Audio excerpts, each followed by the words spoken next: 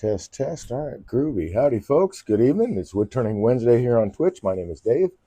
I'm a woodturner, and I started this channel to become a better teacher, a better demonstrator, and a better turner. I started turning as therapy for PTSD, found out I had a knack for it, fell in love with it, started teaching it, fell in love with that. So that's why I started this channel. So thanks for joining me. Last night we had a bit of a hiccup with the large lathe. The quill internal threads just gave out, so I could not secure anything on the lathe. I wound up rearranging the shop, and I've got my portable lathe up here and ready to rock and roll. So let me change the channel there. Should cover this up. Okay. So my portable lathe is sitting right on the ways, and it's clamped to the ways of my big lathe. There was just I thought that would be the best way to set things up. I didn't have to move the camera as much and unwire all kinds of stuff just to get over to where it was sitting. So anyway, we started last night talking about storyboards. And so I'm going to break out my new clapboard. See if that's in. Yep, there we go. And so I get a lot of questions often like, how do I do this or how do I do that? What is my take on it? So that'll be the same. So one of the ways, one of the important things for me working with spindle work, and I have, here's this chair spindle. And I talked about the storyboard yesterday. And if you look here, you can see that as I got the nails on them, they all line up on the major lines. So we're going to be using this as the template and this to have as a visual aid out in front. Turn this dude on. Let's point that camera down. So you can see pretty much the whole thing. Let's see.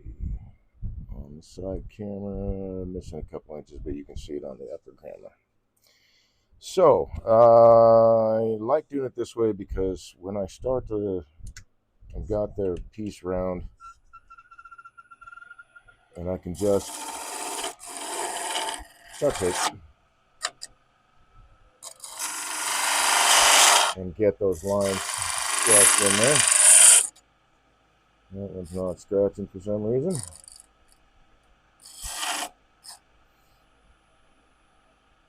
So I think I'll have to pull that nail out a little bit. Let's do that. I want this to be working right. So I'll just pry it out a little bit. Still not touching. Sometimes you gotta just make little adjustments here and there with this stuff.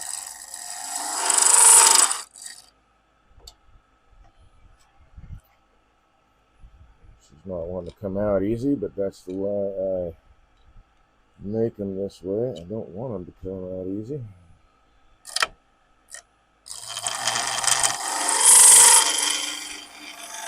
Well, the other lines are scored. Bear with me here. Can't quite.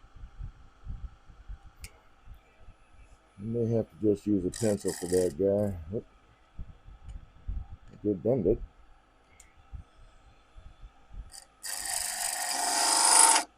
So I'll just use a pencil for that guy. I'll have to take time later. And a lot of storyboards are just this. Well, that line was already there.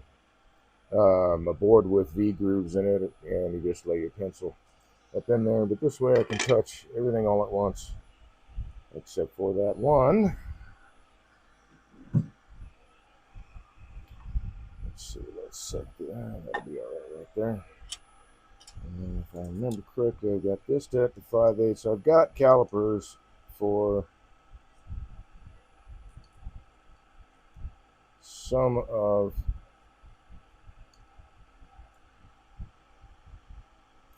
the features on this leg.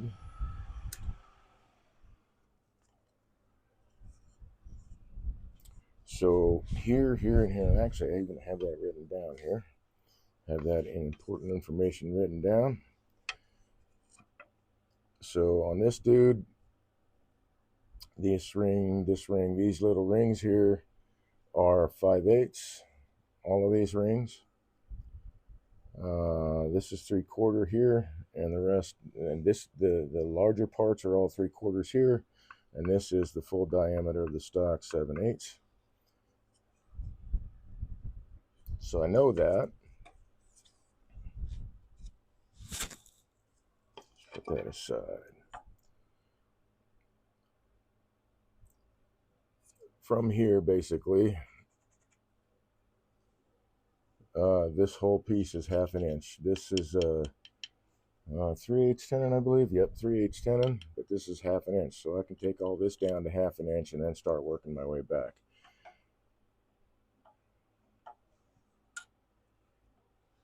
And we're coming up on another how-do, I believe. So that'll work. Okay, so let's get this taken care of. Pencil away. The nice thing about this is a portable lathe. It's got a 1-horse motor. It's a nice little Rikon, the 7150 VSR. I picked it up, actually it was on sale when I bought it, for about $560, I think.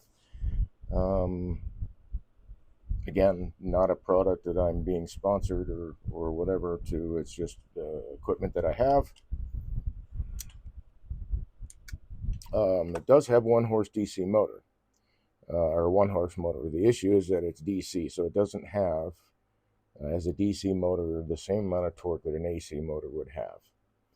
So I'm going to have to turn a little bit slower on this guy and do things a little bit differently than I would on the larger lathe, because I'm working on a long spindle here that's 16.5 inches. I don't have any way to put a steady rest up here. Again, this is my portable lathe that I take when I do demos or classes, stuff like that. So we'll start off with the skew and get this down to 1/2 inch. Now when I'm working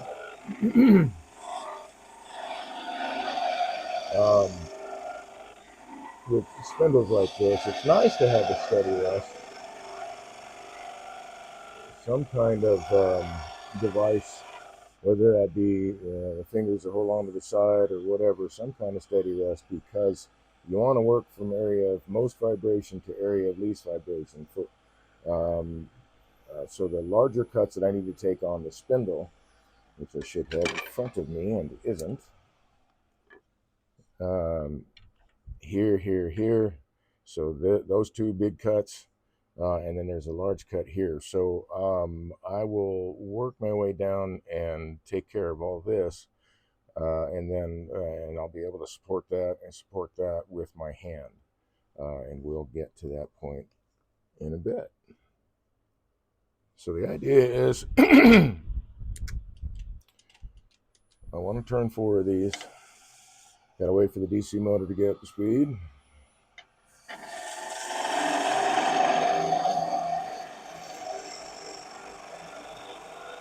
Oh, you know what? Let's just do that. Let's go right to the how do I. So here I've got to really take into consideration vibration.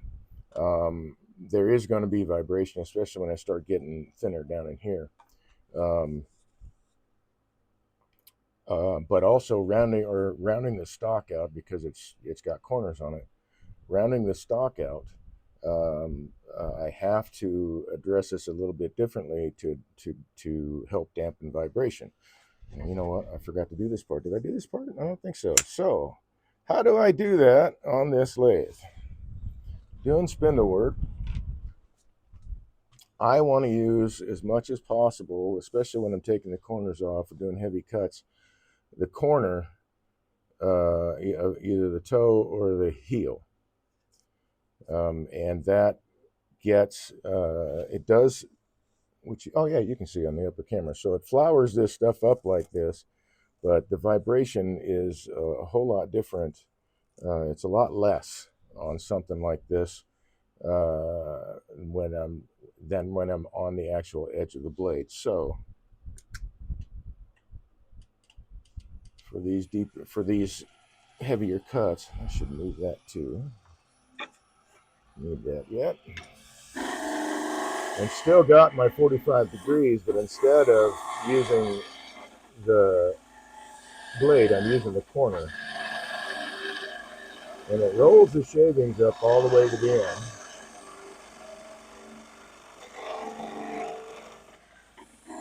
But it's a nice clean cut. And then I can do a cleanup cut after it, but I don't have to worry about the vibration. So let's pull this dude up here. Let's see where we're at. It would help if I could stop it. So I am at still a 1/4 inch too big. This is 3/4 of an inch right here. I need to get down to half.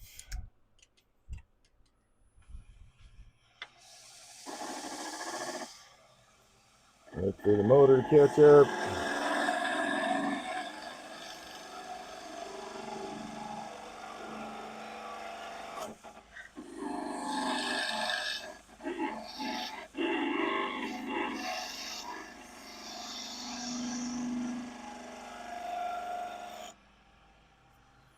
Take a look at that. I'm sure that's not it. Actually, I wonder, can I do this? I think I can. That's started. Yep, so I got another 1/4 inch to go.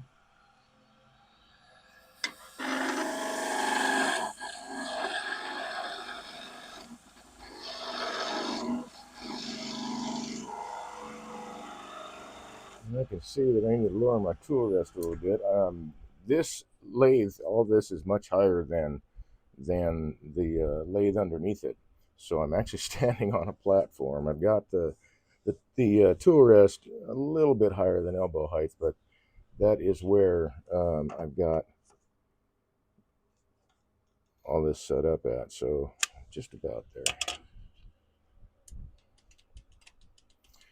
So this is one way to do this.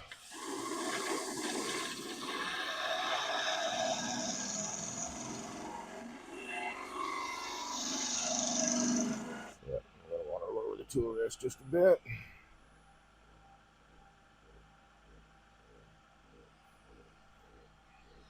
There we go.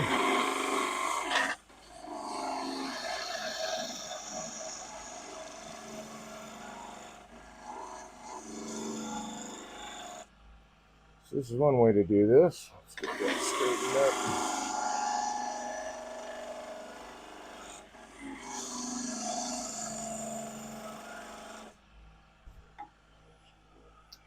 Now I can rest this up here, and I can actually take my parting tool, start creating a groove.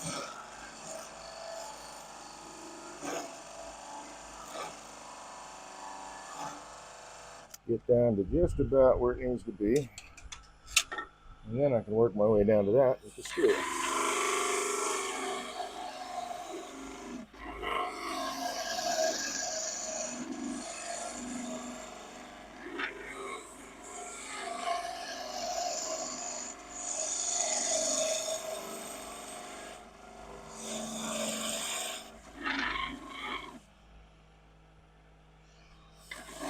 Double checking that I've got the audio on.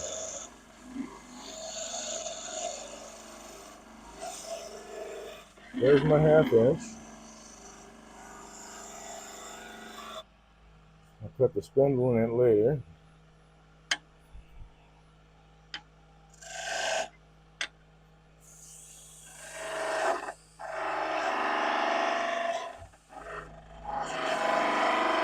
Again, I'm using the corner of the skew to get down to the right diameter here.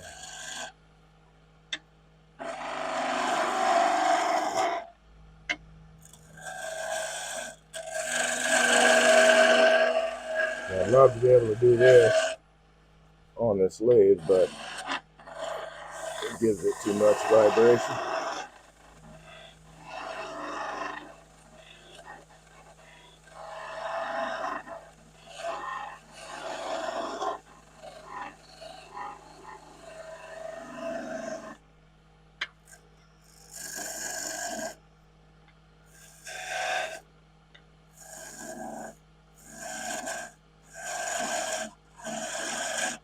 Get all that rounded off stuff off.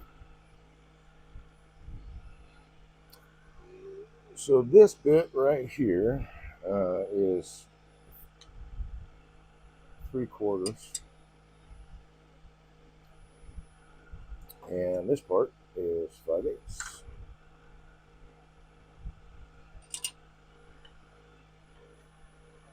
Whoops. So let's get this guy down to size.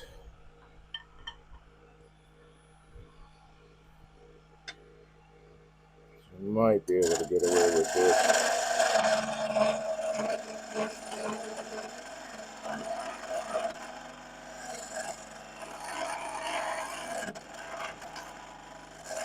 Yeah, it would be nice with a steady though, but I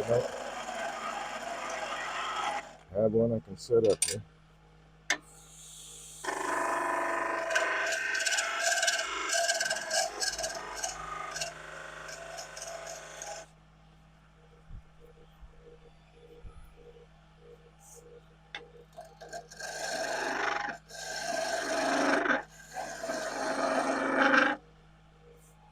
So I can take this all the way down now.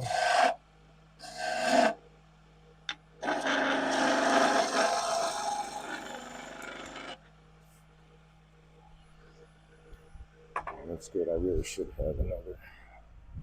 We'll just use this.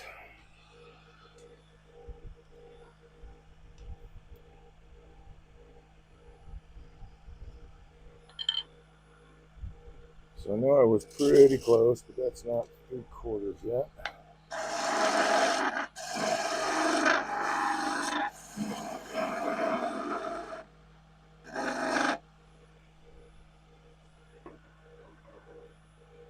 Let's check that. About a 1/16 of an inch fat.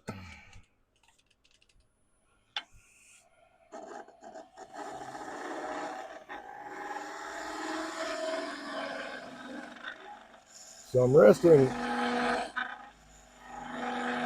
my fingers on the timber itself. I'm just resting there. I've got most of my hand weight on the skew.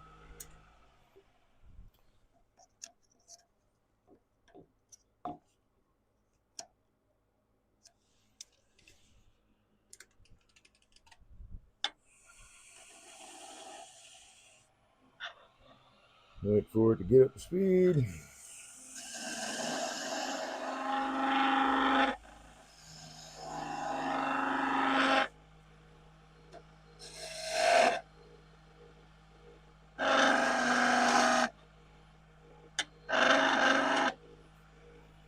So now that should be 3/4.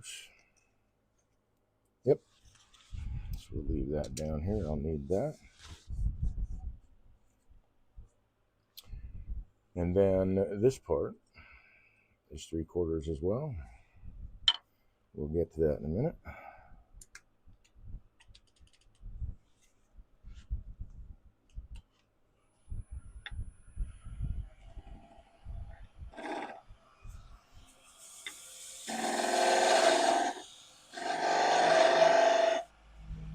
Give myself a little bit of relief there because I have to turn the ball here.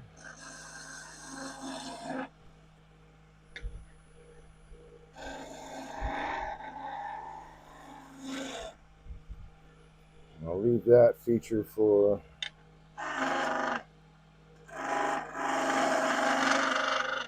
the spindle dash. Same thing here, but now I can take this down. You see how that corner just peels that right up. I'm really not getting much vibration. I'm not taking heavy cuts, but I'm not really getting a whole lot of vibration out of it. All right, so let's set that guy here.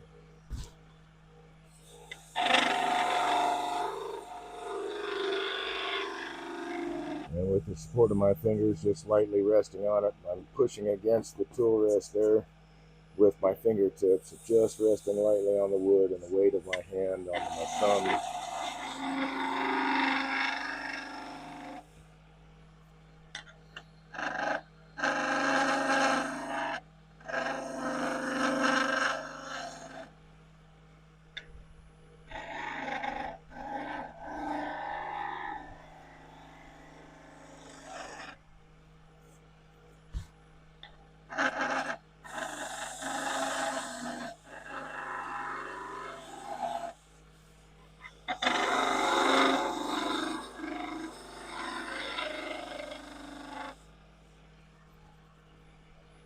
That's about right.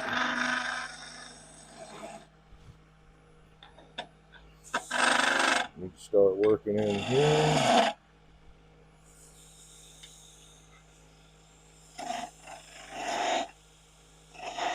Again, I've got to work a lot slower because I've got a DC motor here. So that's where I need it to go.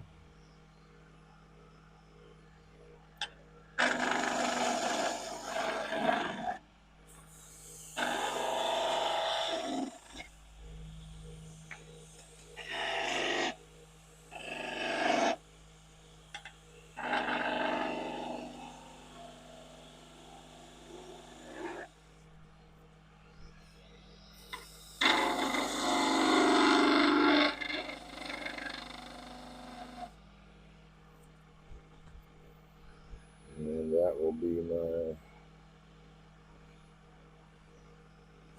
mark up here. I'll need half of that then, I guess. About the same there. So that'll be for my spindle guys to do.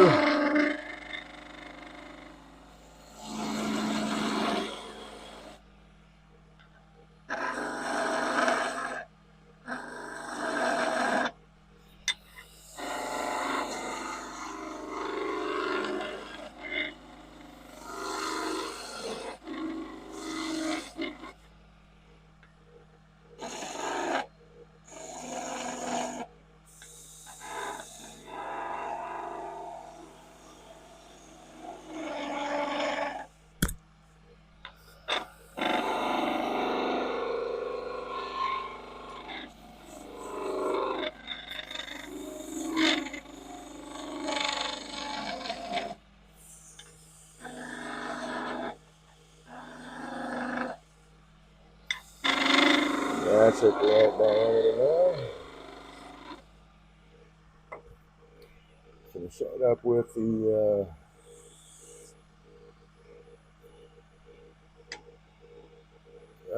spindle gouge. Now I want to pull this in.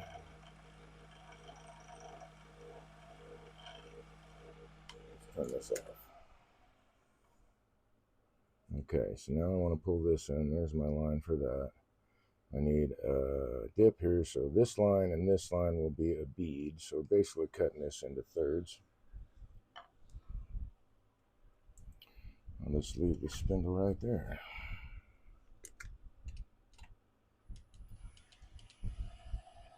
And we need that to be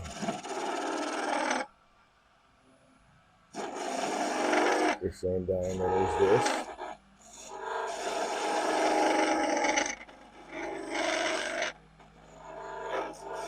I'm starting to get to the middle where there's going to be a little bit more vibration. There's not much support here. So I cut this into thirds, so let's just do that.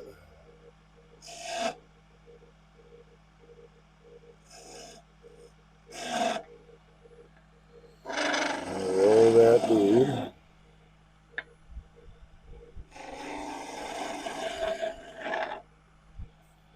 clean that up with the spindle gouge. So let's, did I not have it right here? There it is. All right, so first thing is I want to make this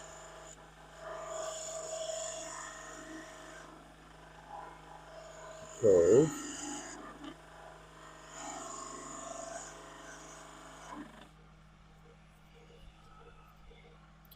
And then around this area,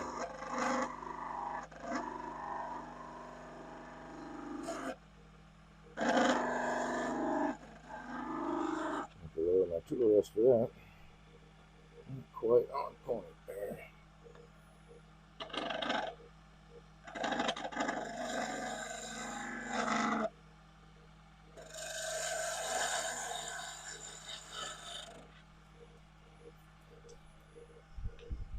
And then clean that bead up.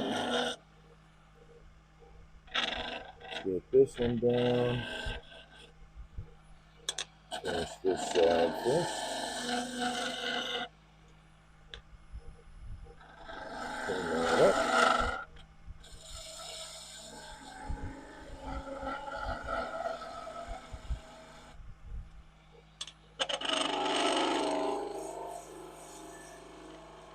There's that cove.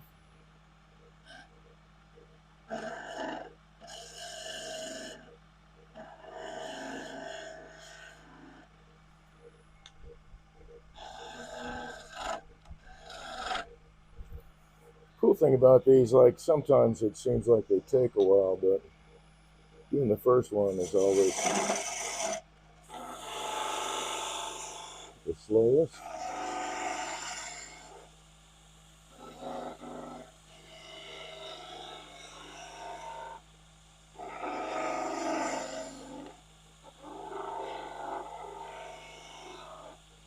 At least for me, anyway.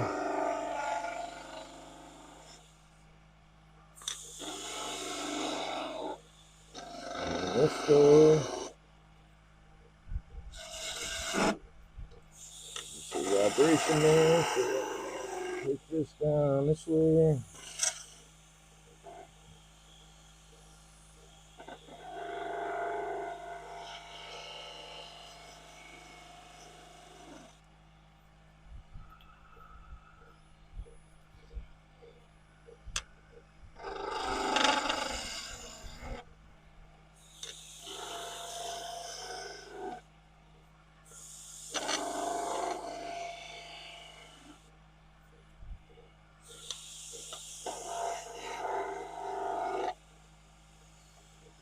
Bring this down to the right diameter.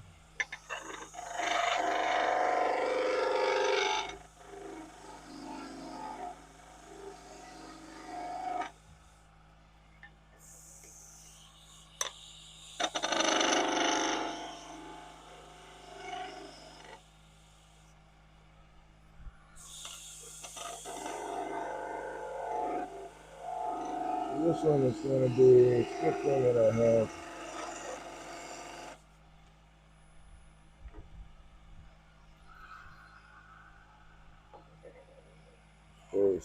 Alright, so there we have that so far. Now I need to work down to this diameter. This is 3/4 of an inch. So the rest of this, I can move down here for.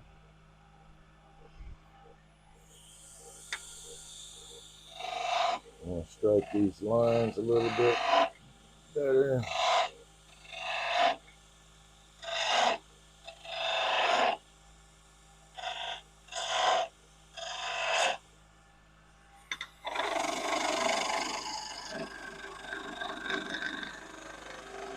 I'm still getting, so if I put it right on the blade, I'm getting quite a bit of vibration because I'm right in the center of the span here. So if I take this corner, that vibration almost completely disappears.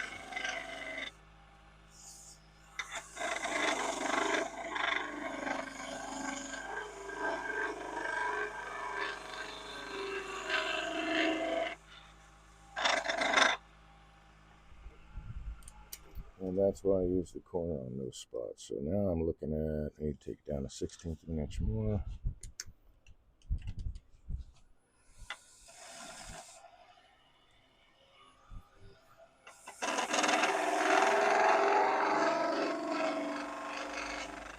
I think I'm going to grab my smaller spindle gouge, actually, because having to move the tool rest up and down will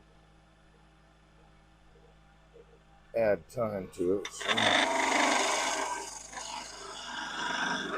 I'll get that in a second.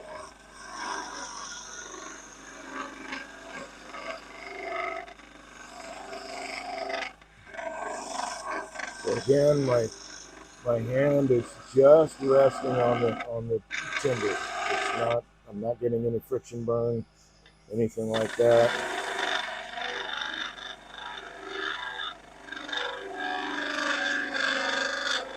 My hand is being supported by the tool rest both from underneath and sitting on the skew that is anchored to the tool rest.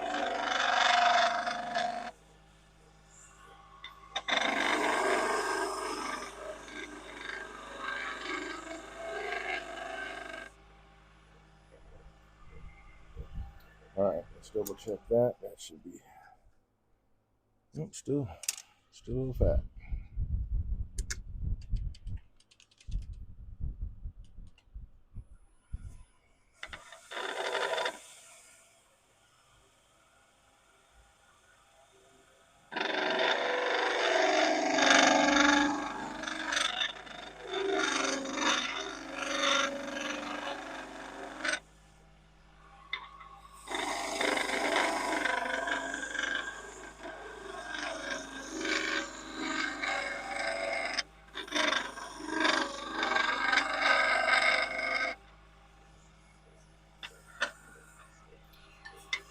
Quite big.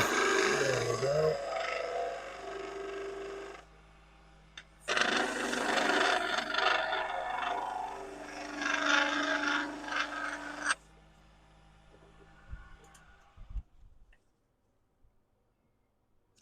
That'll work.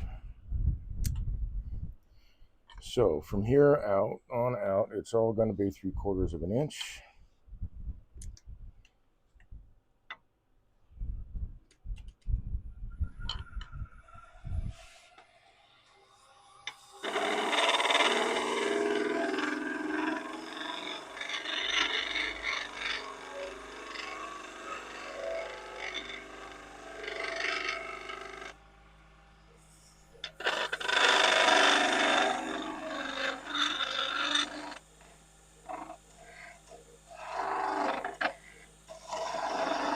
And basically from about here,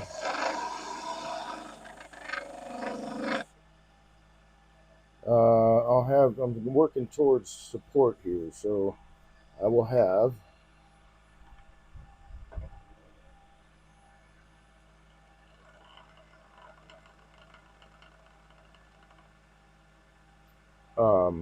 less vibration going this direction, so I can actually start using the blade more.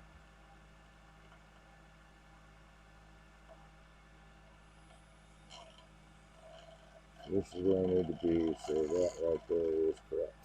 Okay. Yep. Doing my best not to get lost here. I want to keep those lines.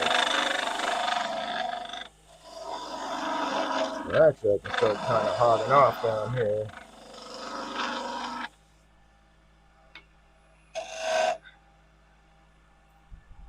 Put that line back. I lost it.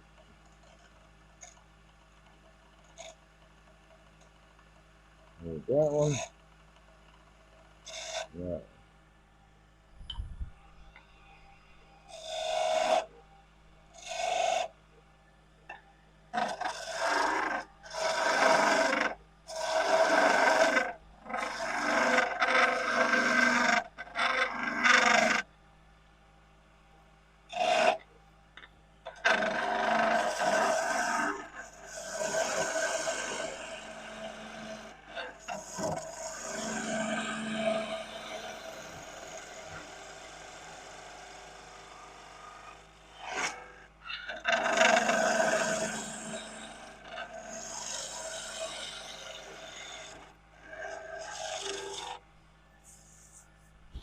All right, so now this is, where's my bead? There it is.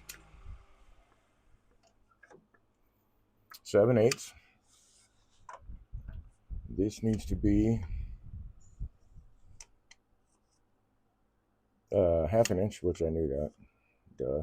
And that all needs to be 7/8. So we're all set there.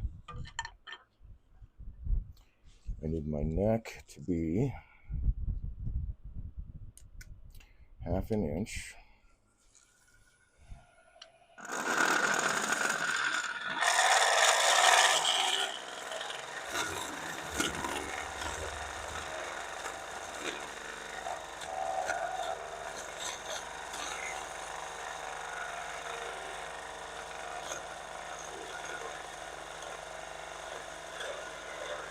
There we go.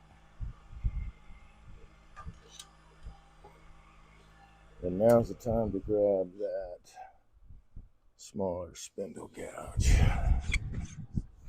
So I don't have to keep moving the tool rest up and down.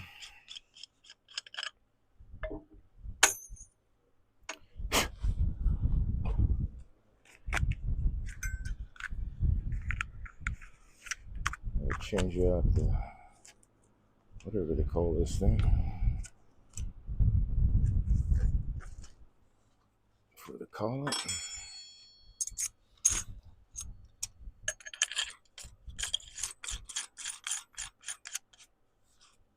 I guess that is the collet.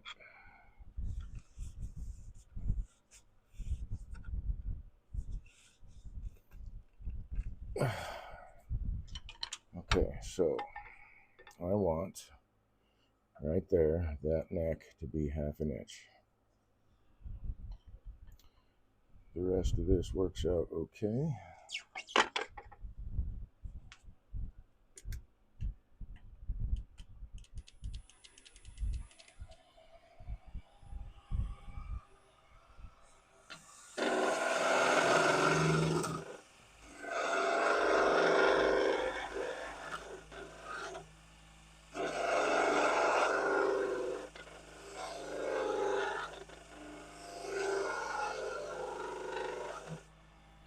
It does need to be out in front of me.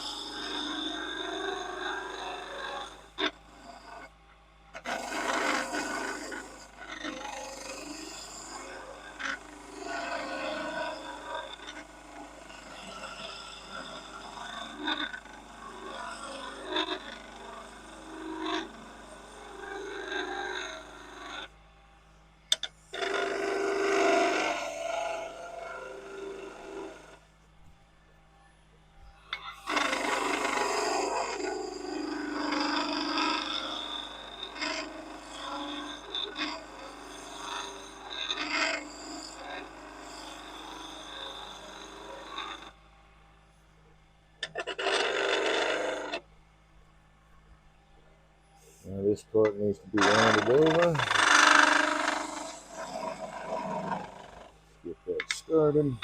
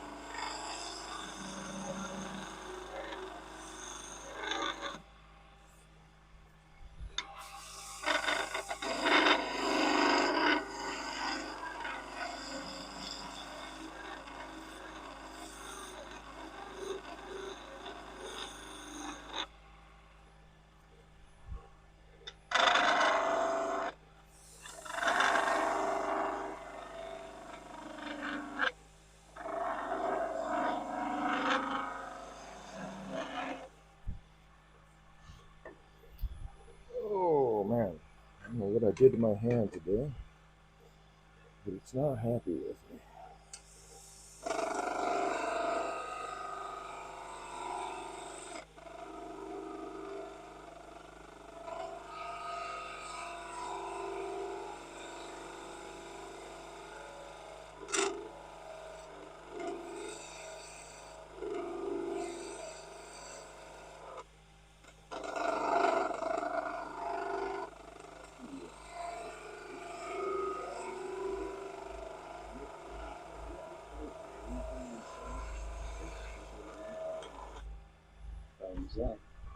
Chi Smo.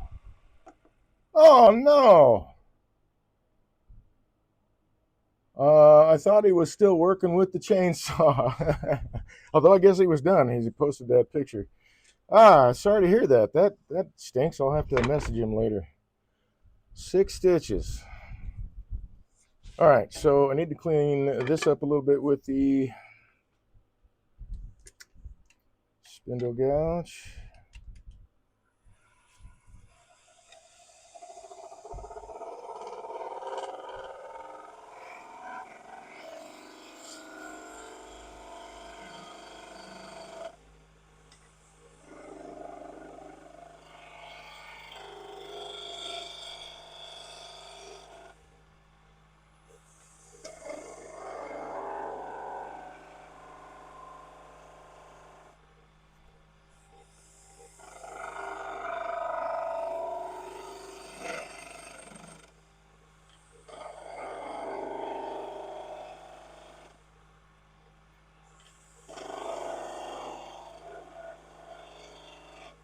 I guess they call this part a vase shape, which makes sense, but okay, so now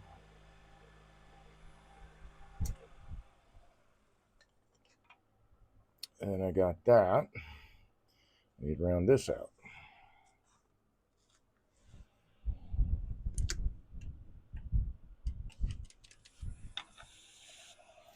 Wait for it to catch up.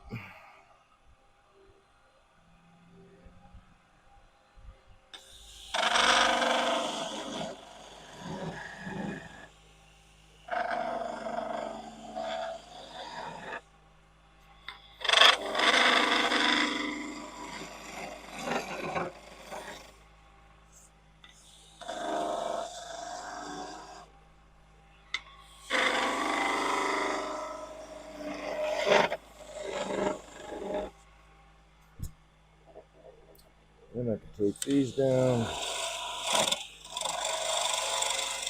slowly.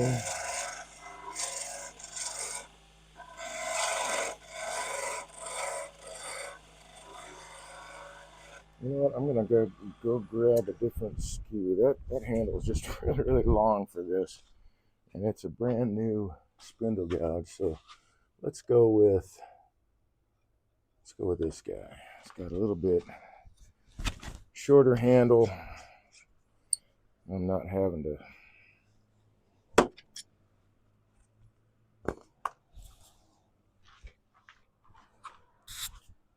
try to fight the tool getting around my body. Okay, we were right there.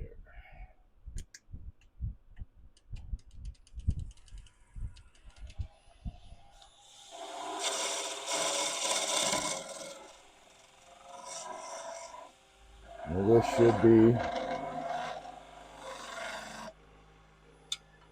5/8. That's really close.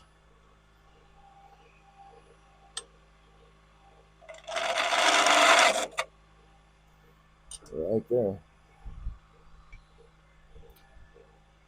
So this should be 5/8.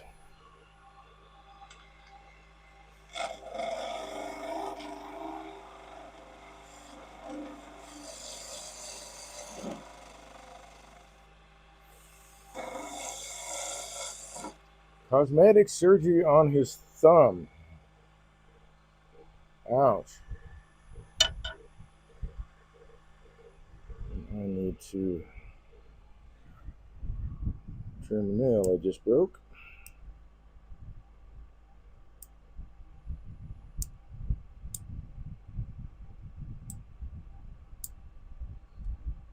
But hey, if he's got the stitches already, that means he's alright. It's a bummer that he got his hand in the way of the bandsaw. Ouch. I'm sure that had to feel fantastic.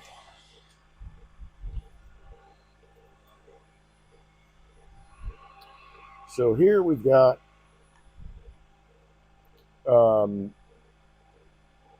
steps down, then rounds off again. We've got a cove right there. These aren't really fillets. They sort of like fillets, but just not quite.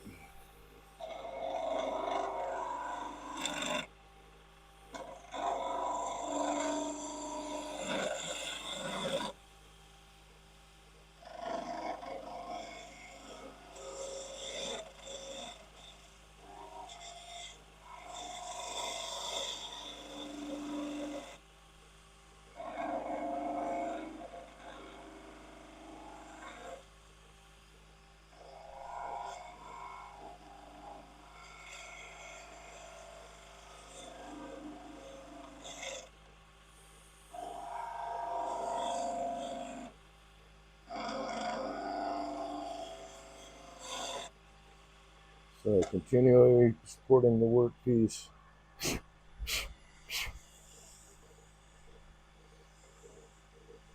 While I do this.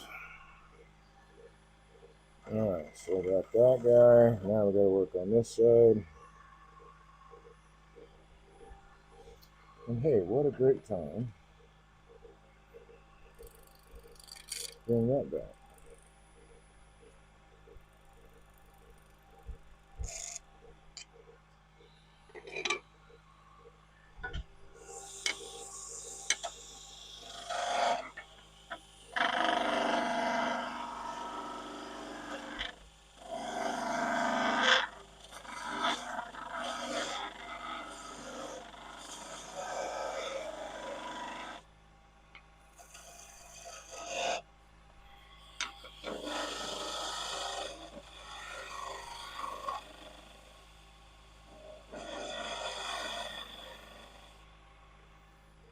Actually, I probably would make it easier on myself if I did this.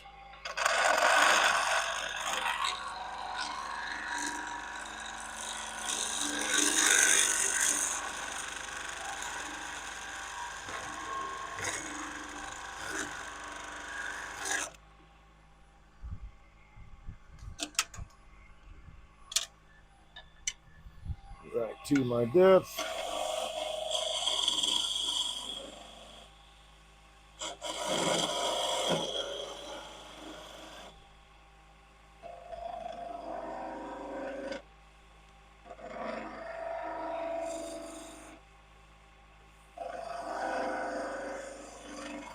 I'm going to split this into thirds. Basically, we're just sneaking a cove in here.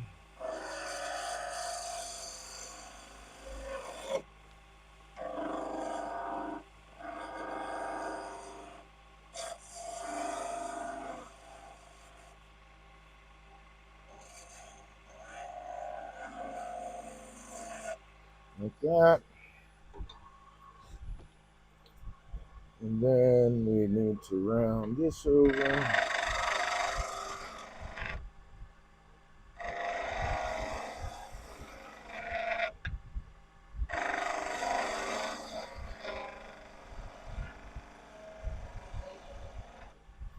So right there. And then taper this down.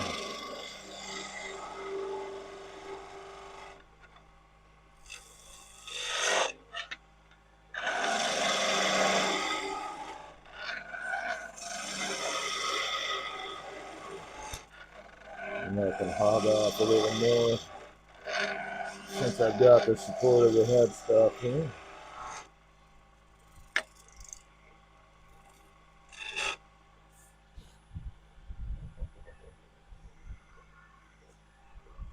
If I recall, that should be 5/8.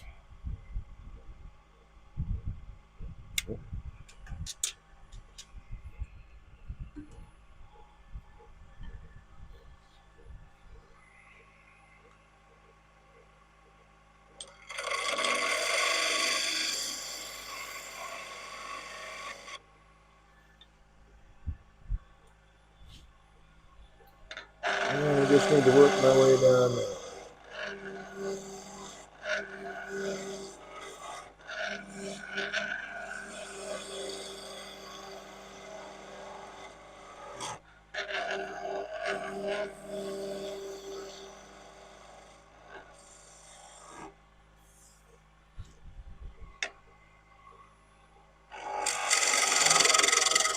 Oh, nice. Since I'm right by the headstock, I can do a peeling cut.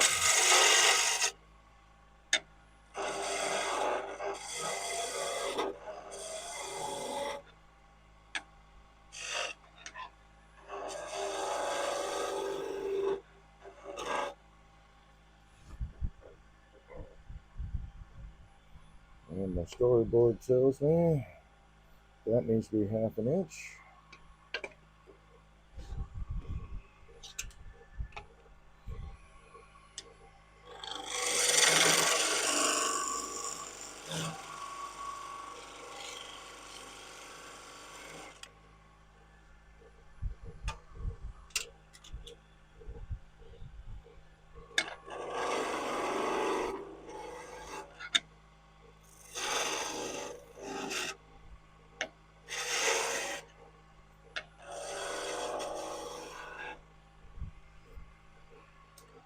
Whoops. We'll just go with it. Parting tool then. I ran into the button over there.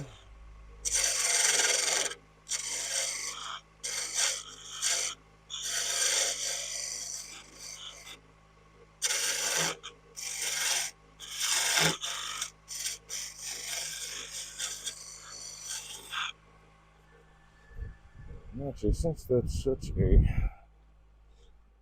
so close to the headstock, I'm going to borrow this guy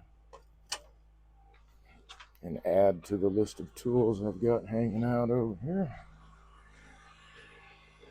Hello.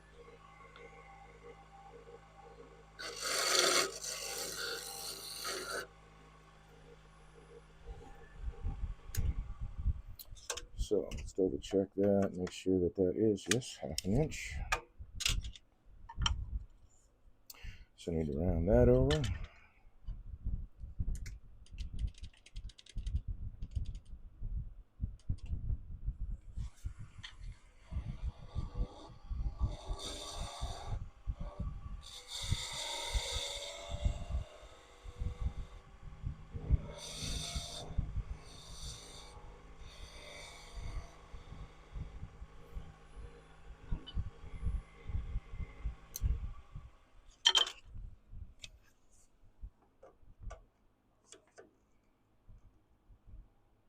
That is a little heavy on the 5/8 side, so just need to clean up a little bit and then I can sand this piece.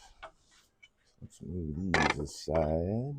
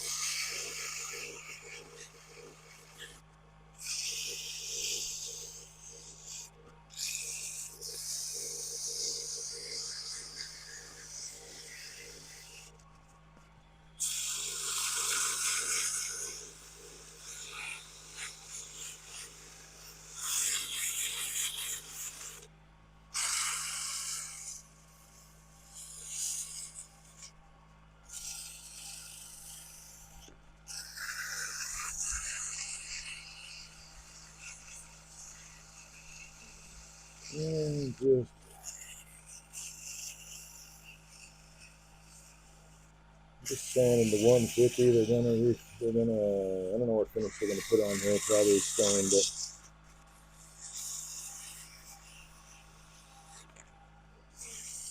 this will work for that.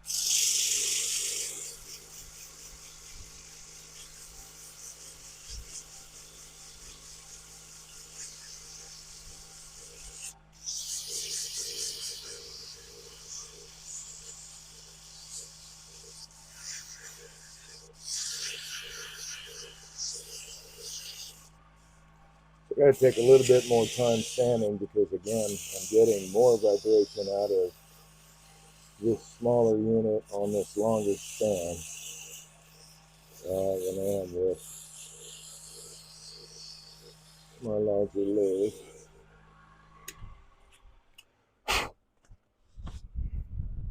There we are. There we are. So there we are. There's one. And now I can move on.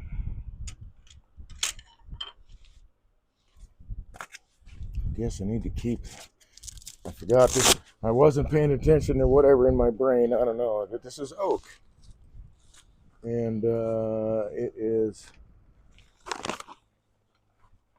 gonna chew up the abrasive.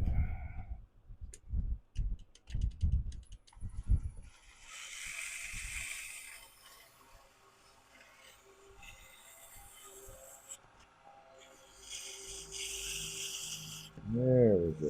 Now I'm getting the lines I'm looking for.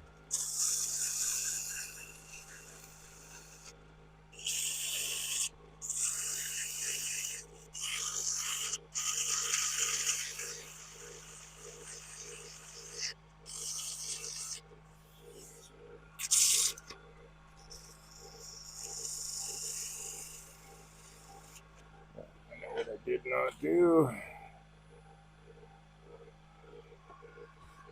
Let's see. This guy, set this down here so it's not in the way. So this has got to be a really light cut because I've taken down the diameter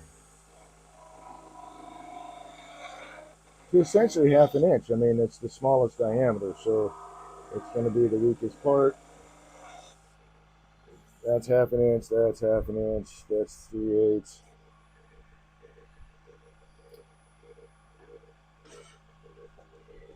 So any adjustments I make now, I've got to be careful with. Well, I've got to be careful the whole time. But because I'm now working with finished stock, there we go.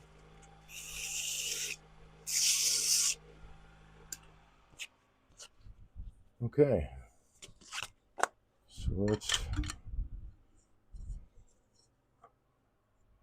just take a look. Yeah, we're looking pretty good. So I just need to mark from my tenon here.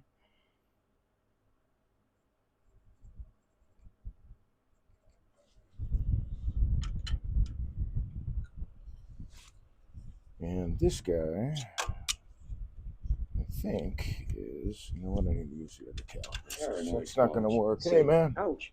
Don't do that, Mitch. Seems like a bad idea. Yeah. How's it going, man? You think you're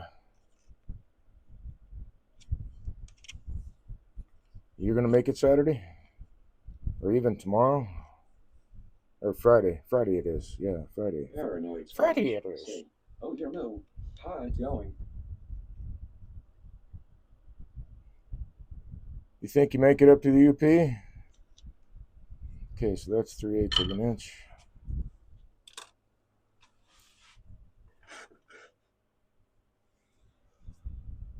Break away from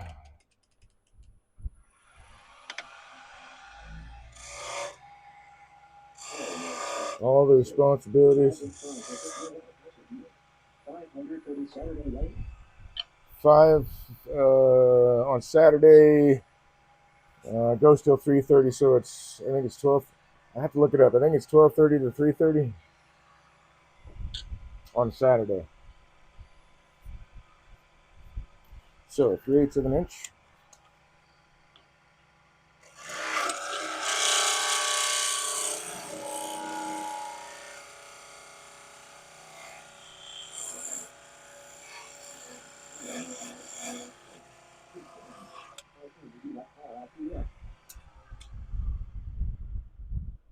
Oh, okay, gotcha.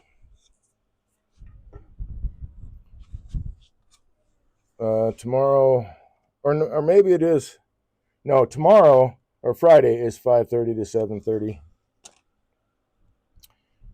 For another class.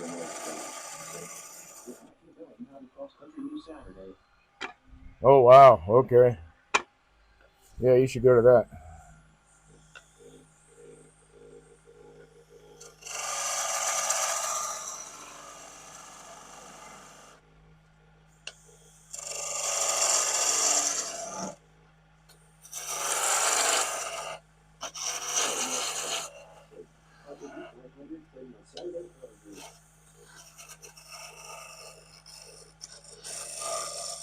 Yeah, I'm just hemming and hawing, I guess. I really want to get up there and see those guys.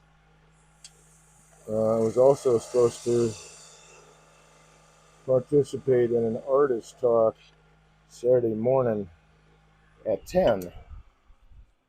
Um, but they kind of conflict with each other. Paranoid Squatch. Okay. Yeah, I want to be there so bad. I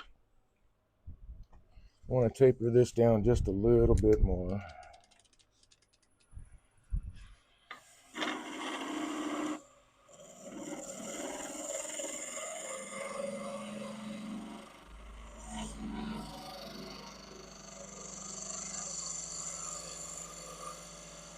Like that.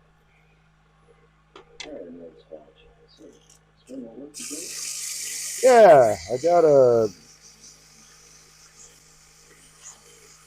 commission, I guess, to do some chair parts for a 50-year-old press back chair.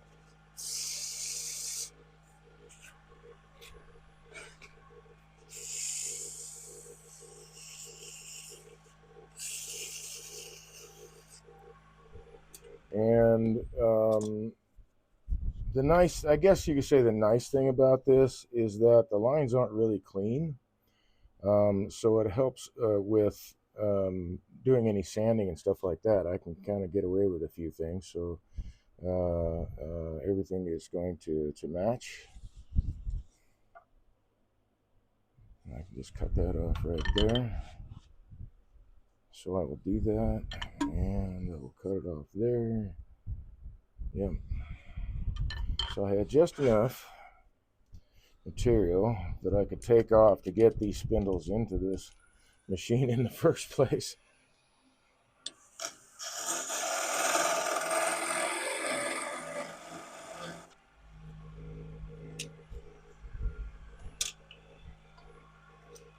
They were almost too long.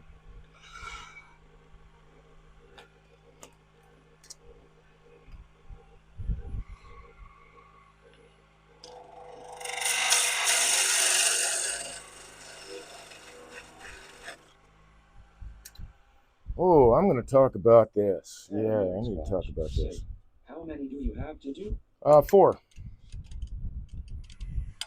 for right now. So I don't really mind doing it on this smaller lathe because it's only 4. If I actually had to do several chairs, I would go borrow somebody's lathe because I would need the torque and I would just need the torque and the mass of the machine, and hopefully a larger machine I could put a steady rest on, so I wouldn't have to keep supporting it along the way and all that groovy stuff, which is not a big deal. I'm not pressing my flesh against the wood very hard. So I'm not getting any friction, but I have to steady it somehow.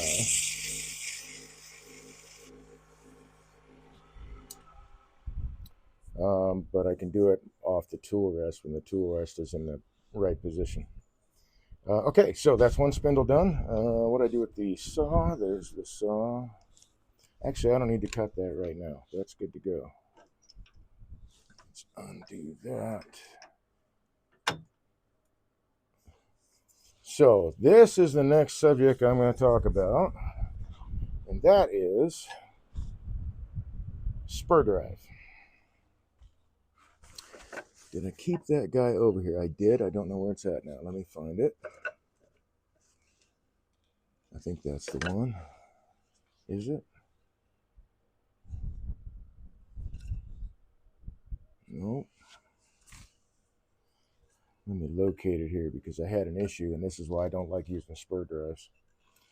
I try to keep away from them as much as possible, but in this case, there it is. In this case, with this machine, I had to go to the spur drive, so I had more room than the robust live and drive centers would be, because the robust comes out almost 3/4 of an inch further, and on the tailstock side, the live center comes out almost 1.5 inches further. So I needed that room to be able to fit these pieces in here. So I've got a spur drive and then a smaller live center. But this is the problem with the spur drive, and if you don't see splits in your wood, like there was a crack here that I did not see.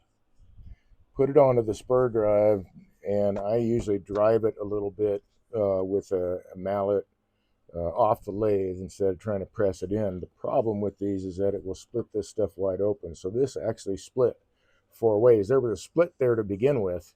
Where was that? It was right here, about 1/8 of an inch down, and so it got split by that spur drive.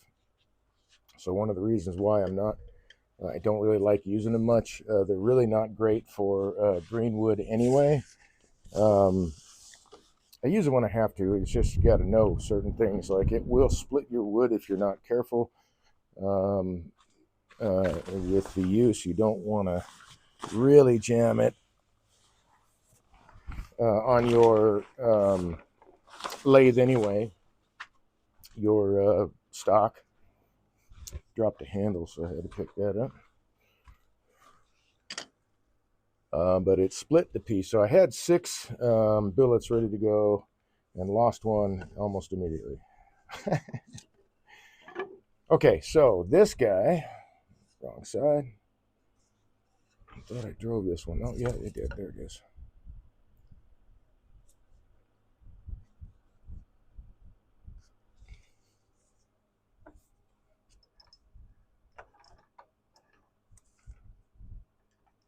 That's it.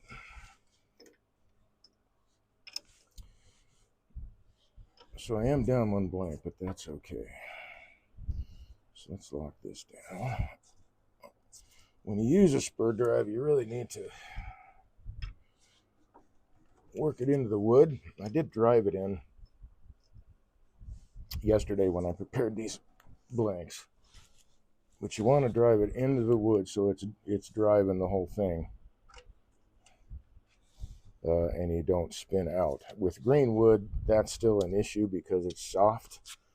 Green wood with spur drives, at least in my experience anyway, they just tend to drill a hole further in like a Forstner bit because there's four teeth on it. And if you stop the piece from spinning, this is going to still keep going in green wood and just burrow its way in. Okay, so get started on this guy. Wrong tool. There we go. And we'll start on number 2. So I got extra blanks just in case. I had an issue. It's oak. But really, any timber can potentially have hidden issues.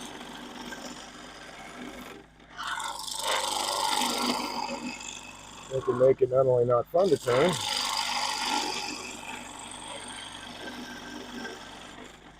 but ultimately not worth turning.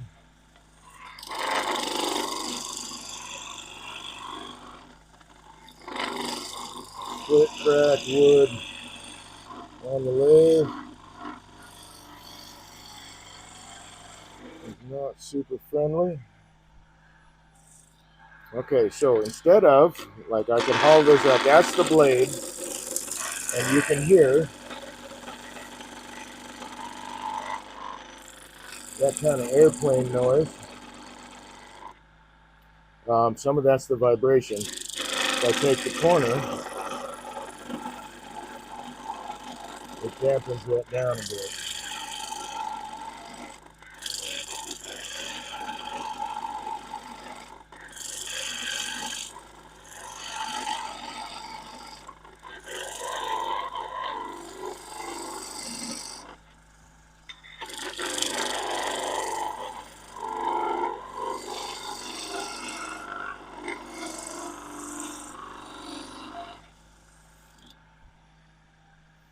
And I'll keep working my way this way.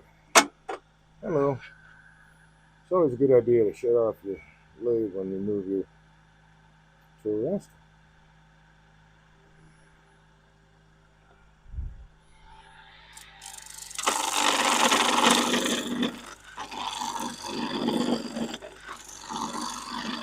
Let me a little bit more hogging off with the point here. Not a whole lot more.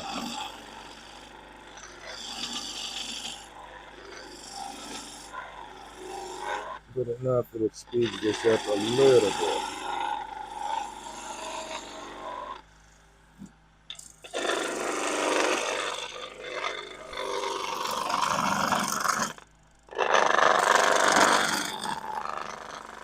That's interesting. What's that? Oh, there's paint on it. Just saw this red line and I was like, what? Is there a laser pointing at it or what is that?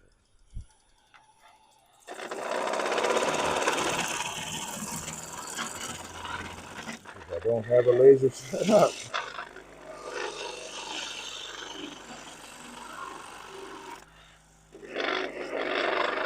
So I'm working from area of most vibration to area of least vibration from the center out.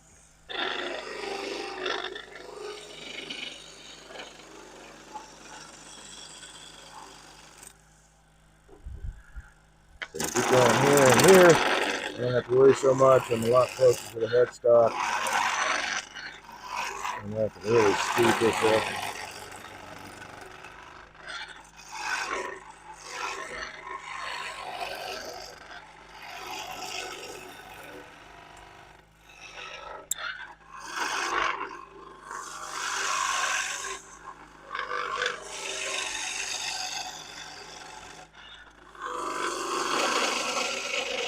Oop, taking a little bit too heavy of a cut. I'm sure you can hear the vibration as I was going across.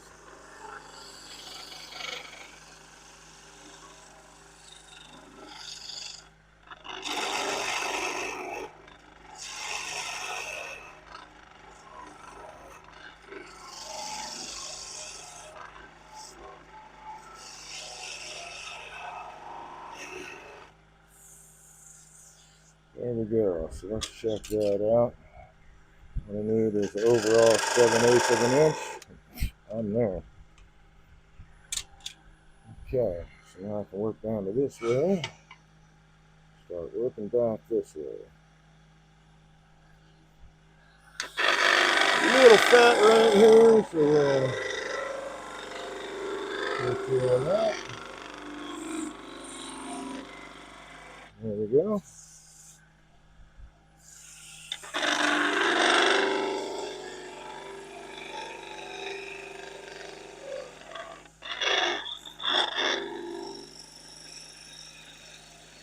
That's the sound I want to hear, just the tool cutting. I don't want to hear a lot of vibration.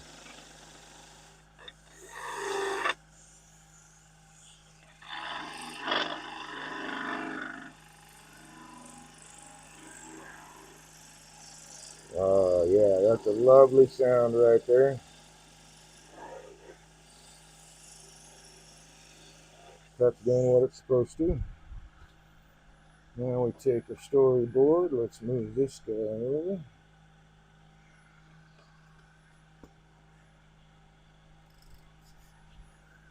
That might get in the way.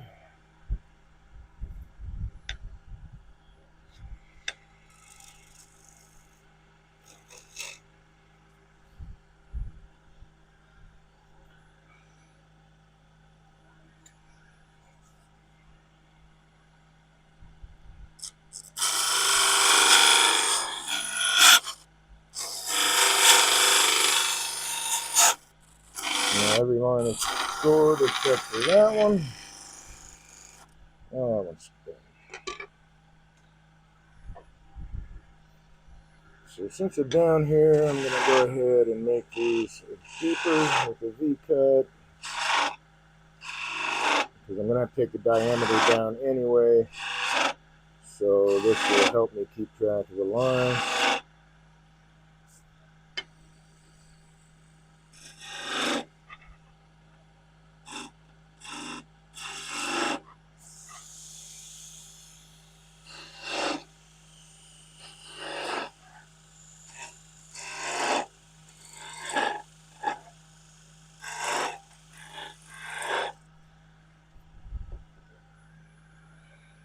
All the way down here.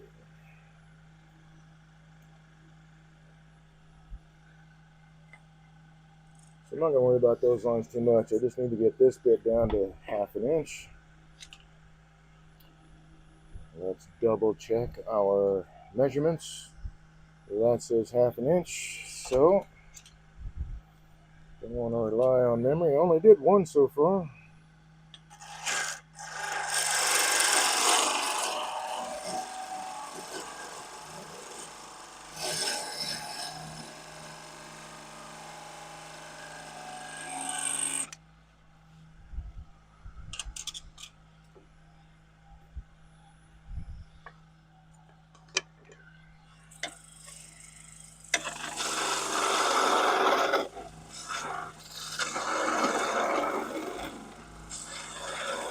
This I can really hog off because I'm really close to support here. The live center. Still giving some support with the palm of my hand.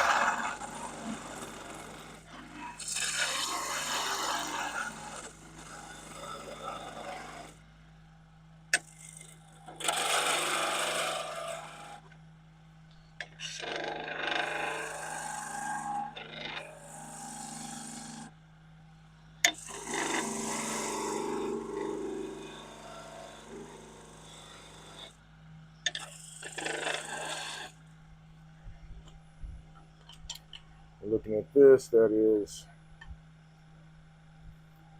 central bead. Now that's 3/4 of an inch, but let's double check. Here on the storyboard, it says 3/4 of an inch. So we'll take that down.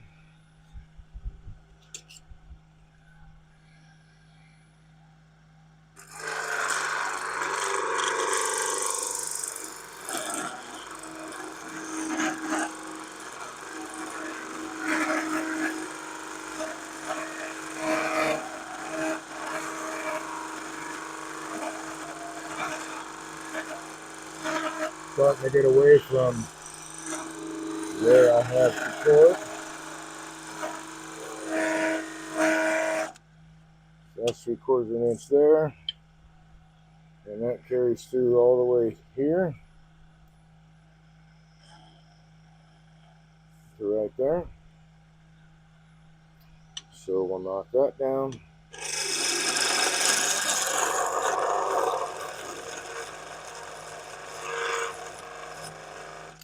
3/4 of an inch.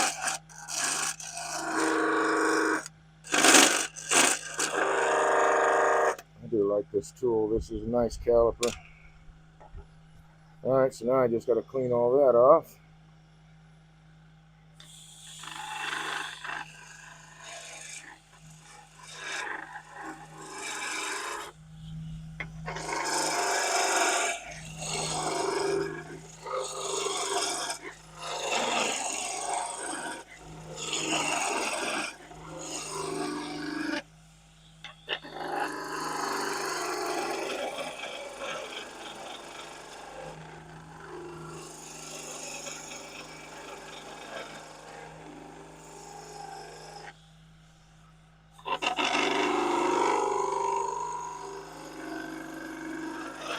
My 3/4 of an inch.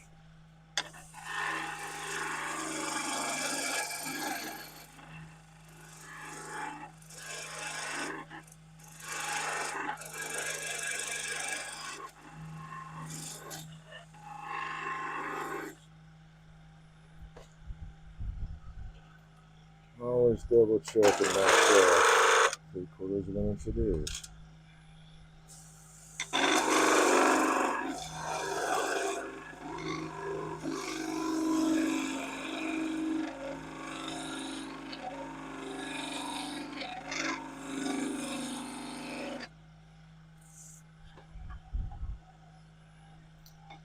Lay this back up there. So really I needed to come out to here. We'll look at that later. Maybe round it off there. There. And there.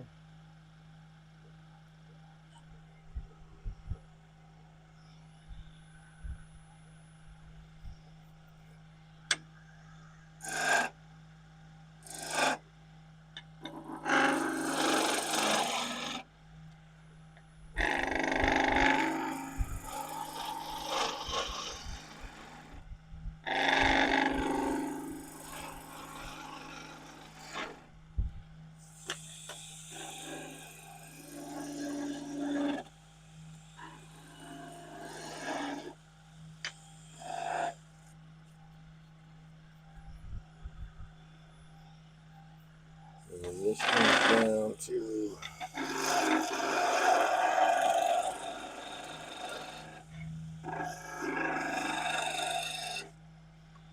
5/8 of an inch. Right there. I don't know if you saw that in the camera. Right there. There. That cove is 5/8. That's 5/8. And 5/8 on that little bead and 5/8 on that little bead. So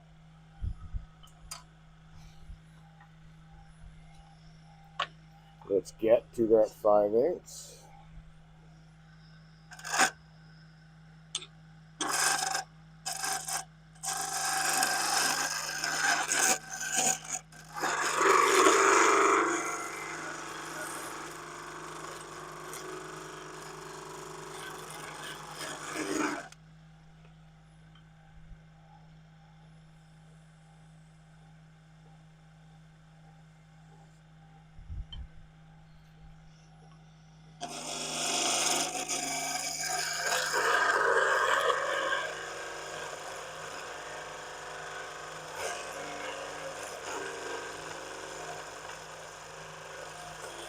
I'm sneaking my way up to it because I'm starting to get into the center of the piece and vibration. It's a parting tool after all. I'm kind of pushing it straight in.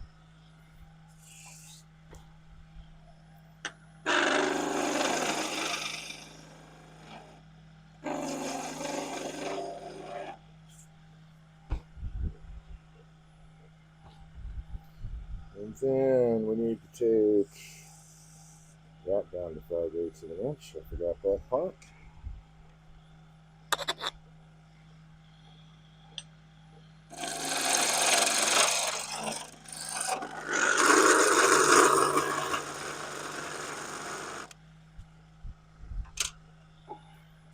There we go. Well, let's get rid of this first.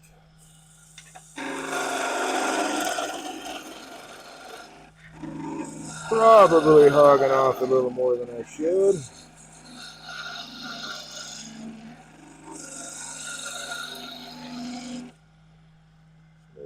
this is actually tighten down there.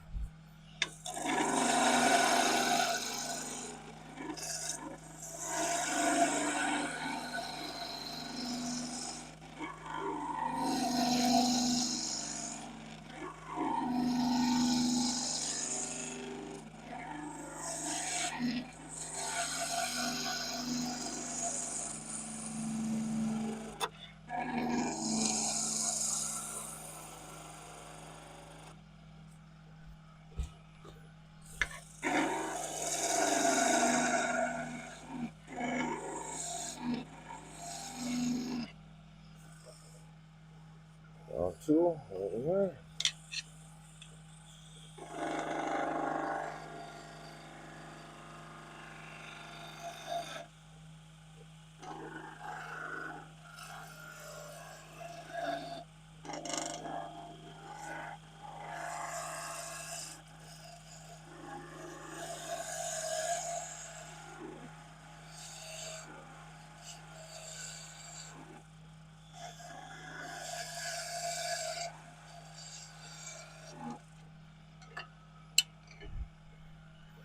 So that's looking good.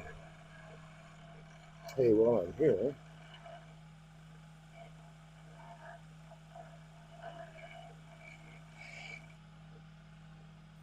make sure that's right. A little bit closer in here, like that. I can mark that line.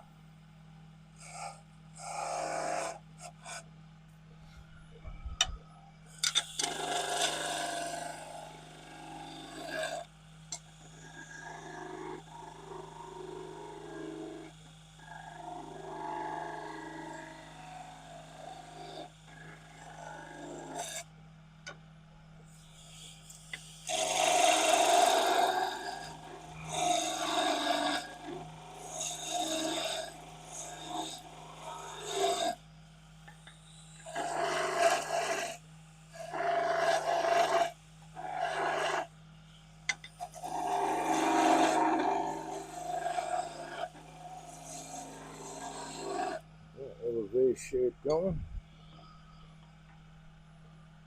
We'll have that happening.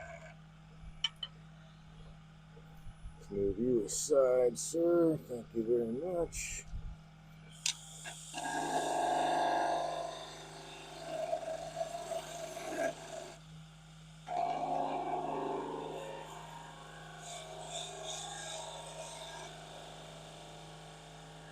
There we go. Well, that went slick. I'm liking that. Okay, so my other line does need to be right here. I should have supported that.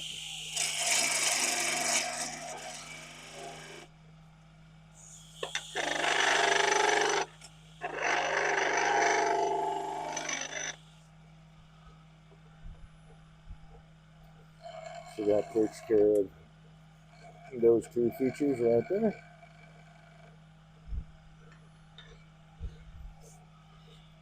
And we just need to split that into thirds. This needs to be a cove.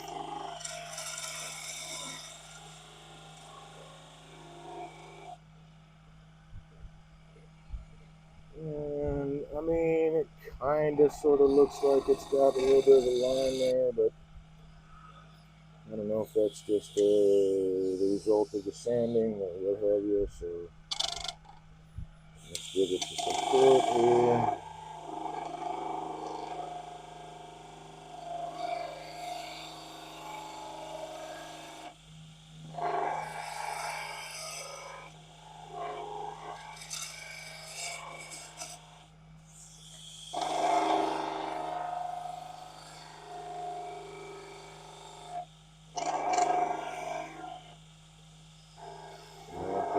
Corners.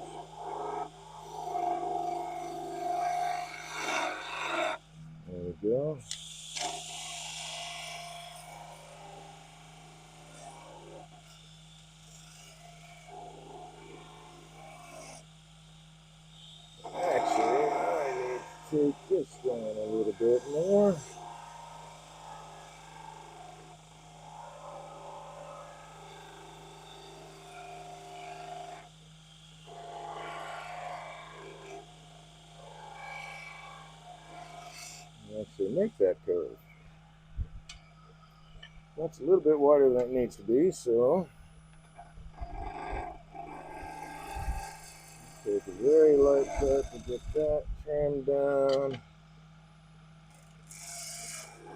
Very light cut to get that trimmed down. And that should look a whole lot more like it needs to. Okay, so now these are all the full width or full diameter, so I don't have to worry about these too much as far as, like, I just got to round it off. But this I have to get down to, if I remember correctly, that's 1/2 inch. Or 5/8. Nope, that's 1/2 inch.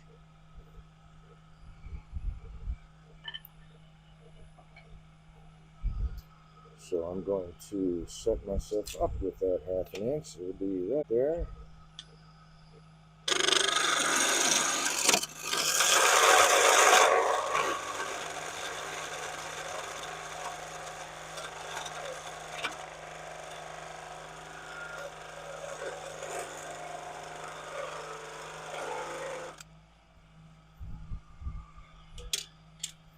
And I have to work down to that. Easy there, killer.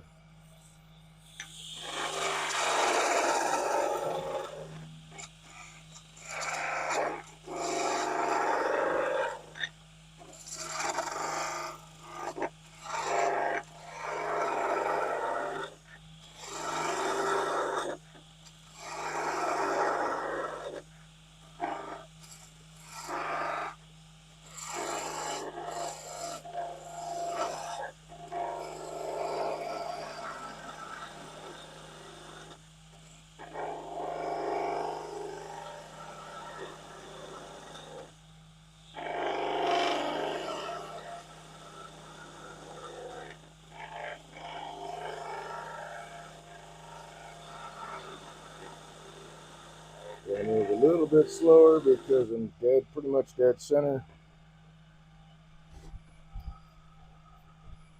Let's clean this up just a bit more. Whoops. Well, I guess we're going back over that.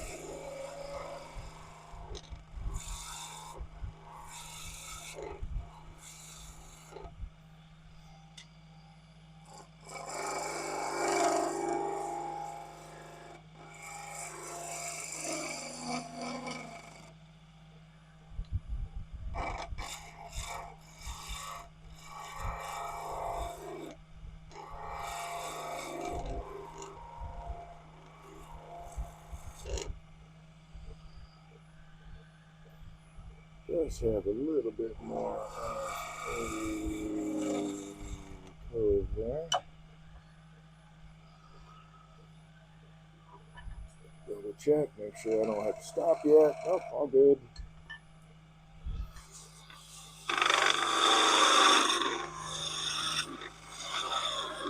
I feel kind of funny because I'm standing on a platform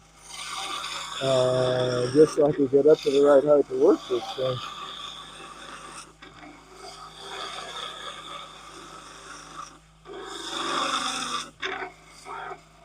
Circuit Day wood turning.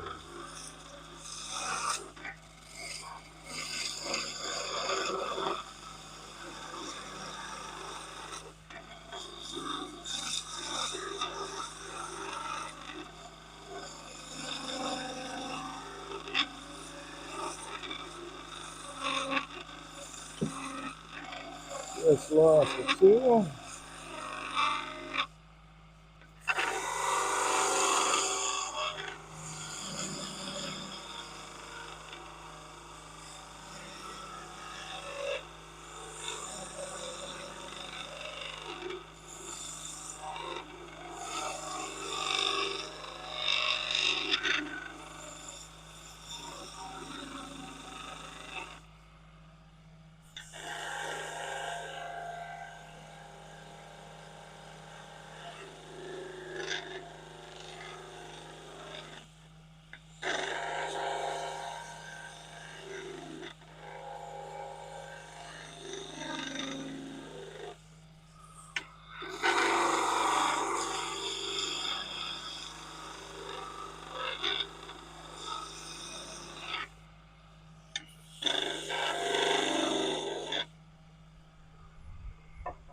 No, I lost the spindle.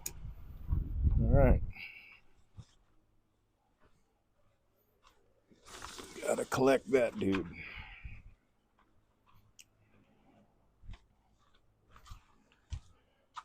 Need to keep my visual representation available. All right, so that's looking pretty darn good.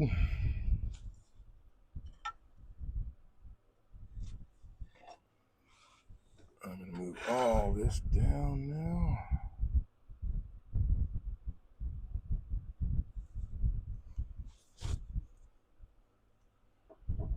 So this is the diameter it needs to be, but this needs to be 5/8 and that needs to be 5/8.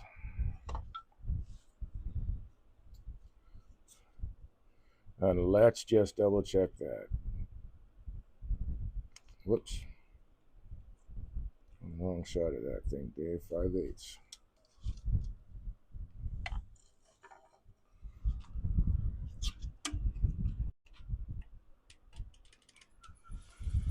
So I can clear some of this away.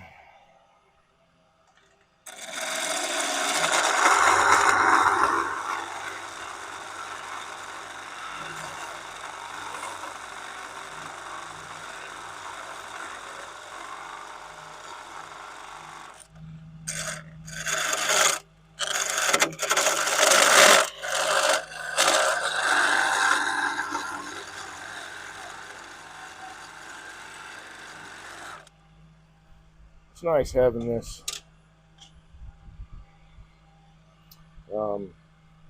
caliper. It really is nice.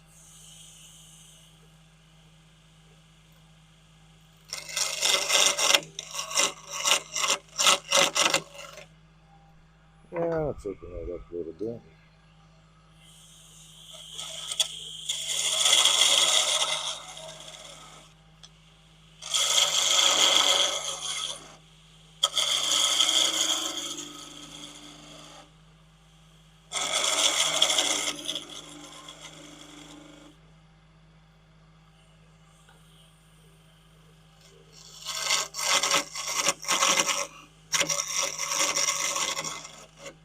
That's not going to be a good tool for that spot like I thought, so that's okay.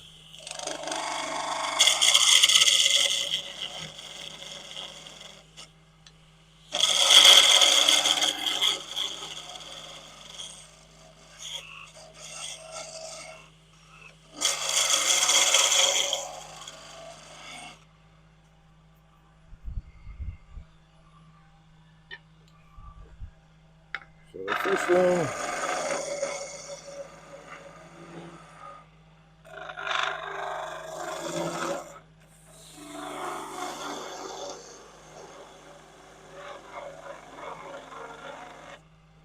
round these off. Hey, how you doing?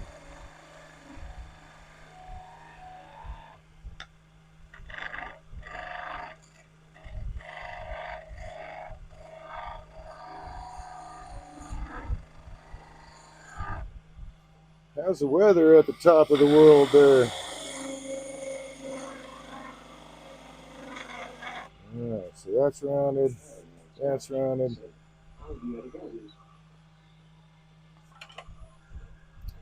And then that will need to be rounded.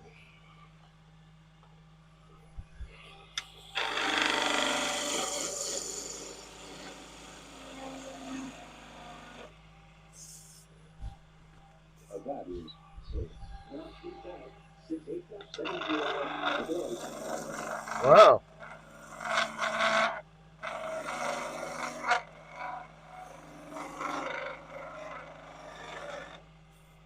Thanks for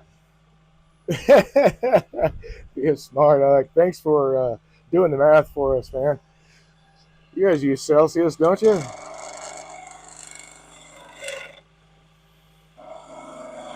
I think we're pretty much the only outliers anymore. We have to use the imperial system, and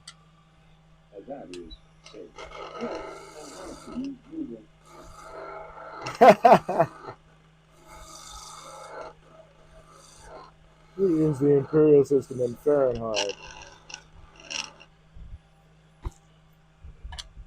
All right.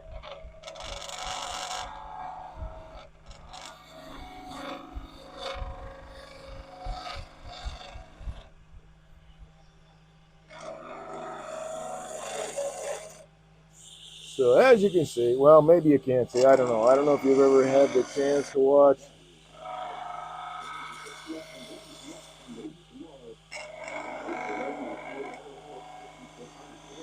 Oh, that would be a good thing. Didn't I think I read somewhere that they were calling for the first people to maybe do a rain dance, which would help.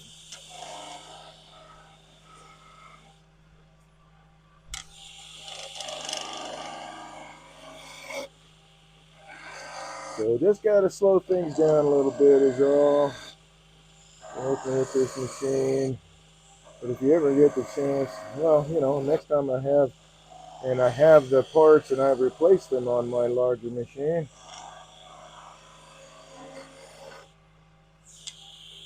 I can go a little bit faster. There we go. So that's that dude. All the way down to there. And now I need to start bringing this down to, what was that, 5/8? I can't remember. I did write it down, but I'm going to look. It's 5/8. I got used. So, I kind of know it's fine.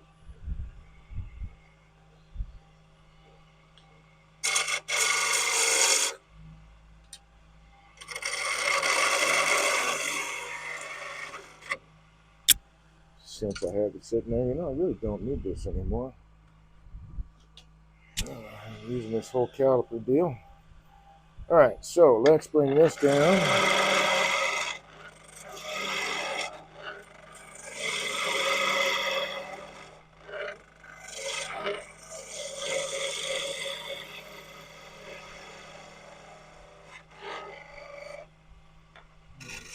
Strike that line a little bit better. Oh, maybe I can get away with doing this.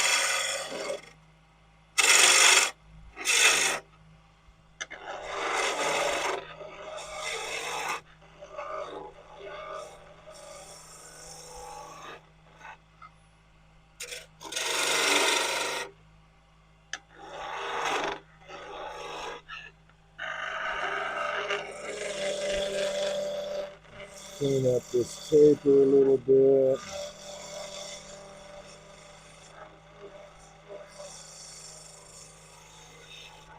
There we go. Have this out in front of you, Dave.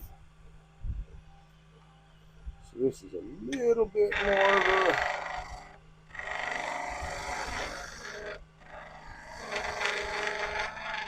torpedo shape, I guess.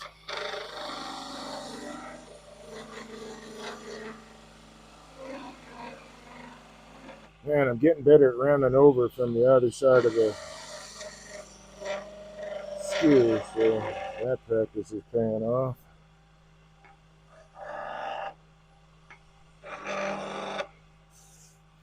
Okay, now I am just about ready to do a little sanding.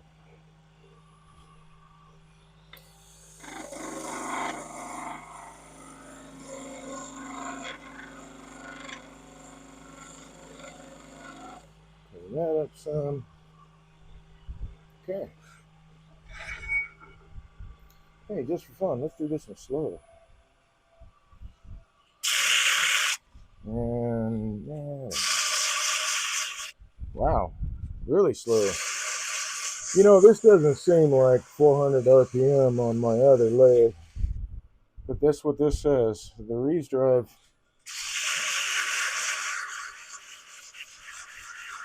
isn't totally accurate.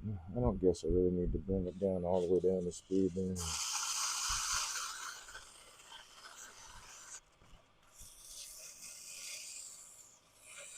To be honest, I probably didn't even need to slow the lathe down. So I won't for the next one.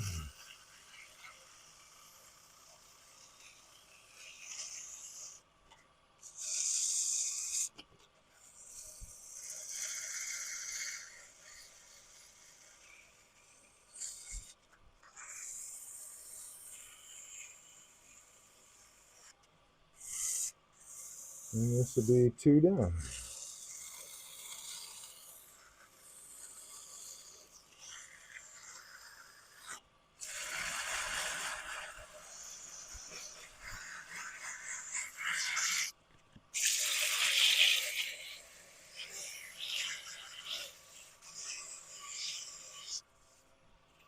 I do hope you all got a chance, or will take the chance to check out Captain OB's channel. He keeps threatening to. He did finally stream, I guess, on his birthday, which was this last Sunday. Which I'm sorry I missed. Actually, I want to turn this all the way up.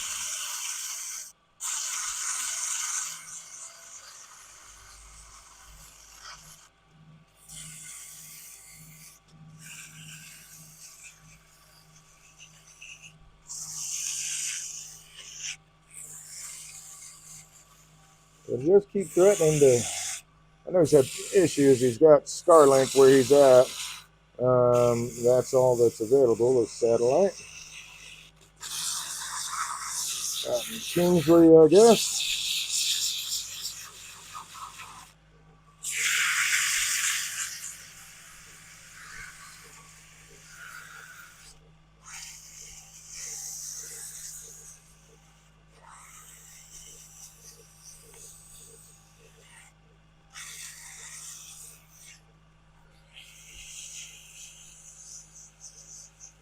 And had some issues getting it even set up. I think the last I heard it was cable issue from the Starlink themselves. They finally figured out that the issue was the equipment they sent. At least that's what it sounds like.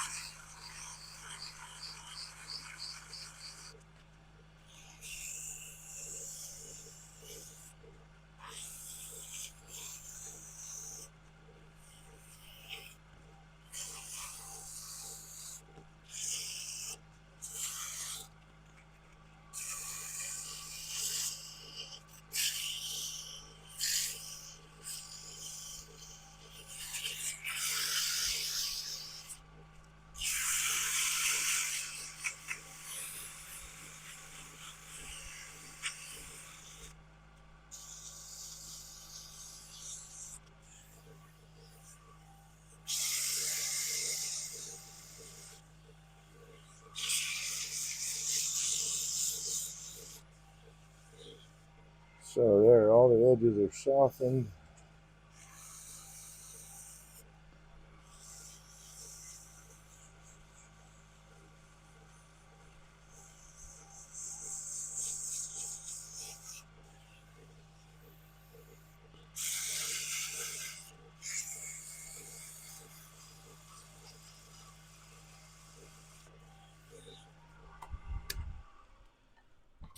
Comparison. Looks like it matches to me. Okay, let's see. Pencil, so I got that line. I need this line back.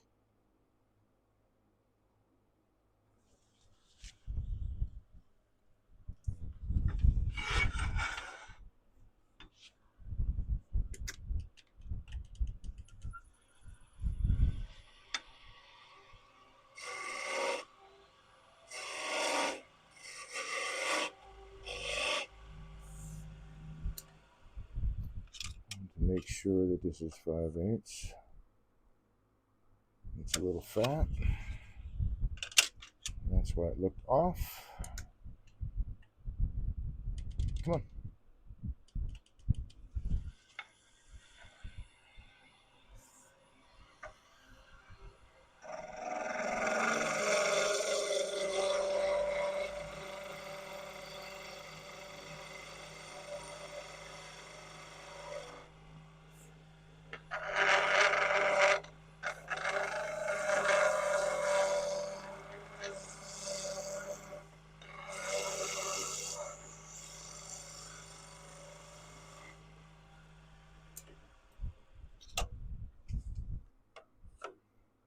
There we are.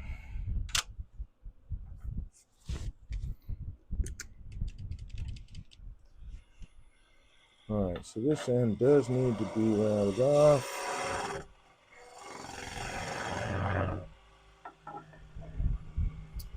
And then that needs to be, what is it, 1/2 inch, right? Yep.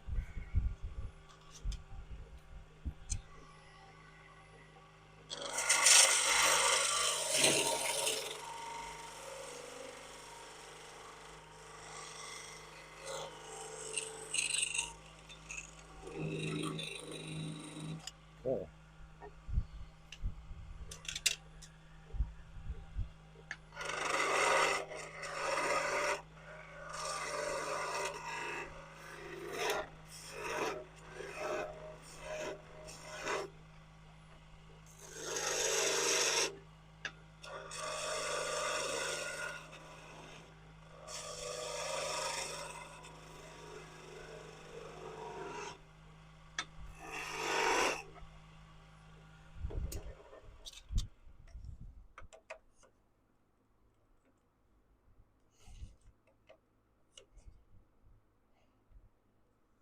Oh man. All right.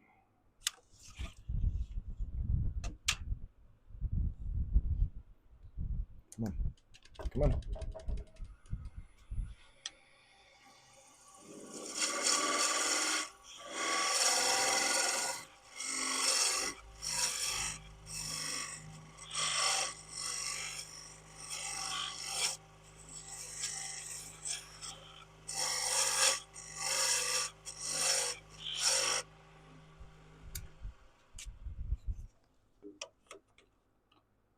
That's my 1/2 inch.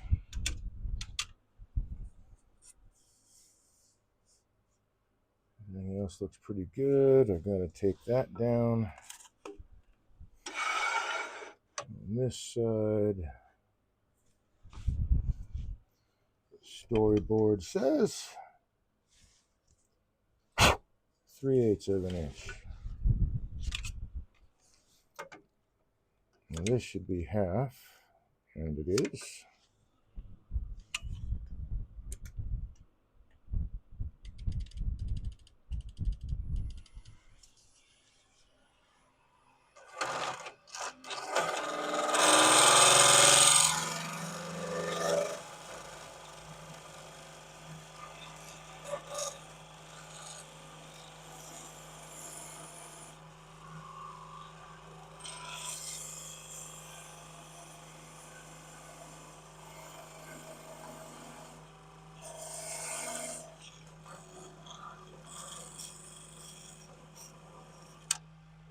I feel like this is not reading right for some reason.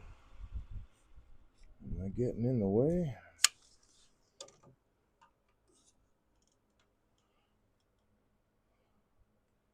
Yeah, it's not reading right for some reason. Why is that? What moved? That's 1/2 inch. It's not loose. That should be 3/4, yes. This should be 7/8, yes. That is 1/2 inch. This should be 3/8. And it's not reading that. Alright, so other calipers.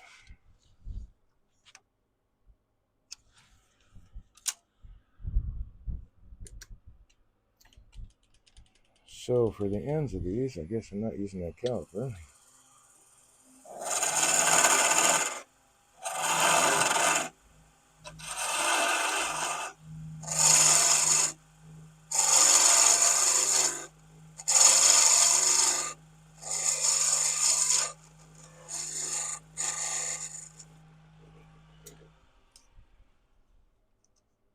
Still a little fat. Yeah, that'll be all right.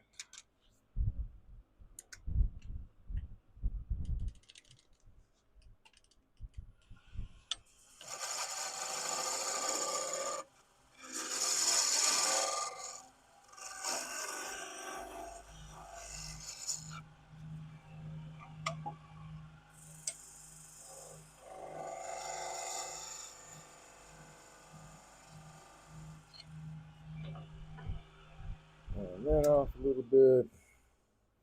We already sanded, right? Let's take a look at that there.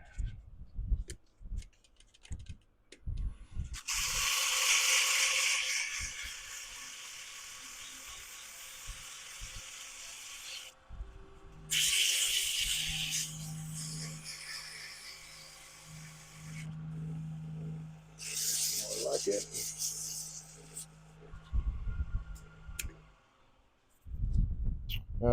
Spindle. So that's what we got. And everything lines up. Oh, I forgot to round that over. So I'll round those over.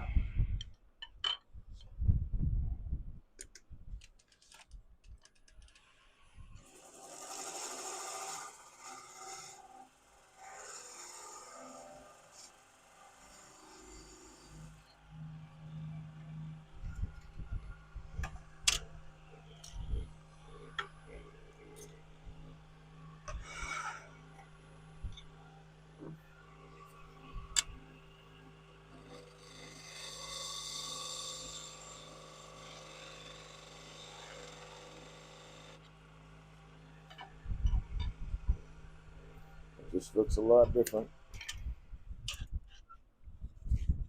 This one looks a lot different. 5/8.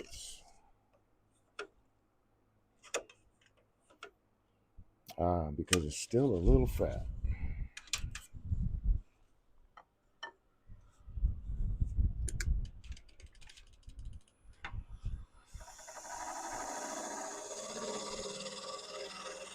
Okay, very light cuts.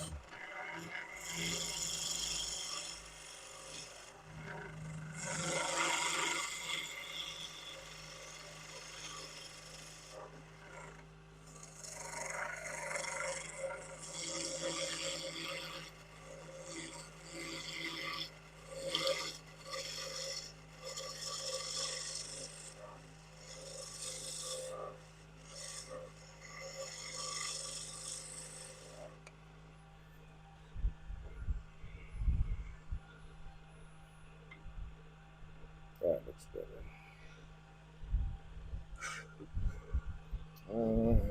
Braces down here. There we go.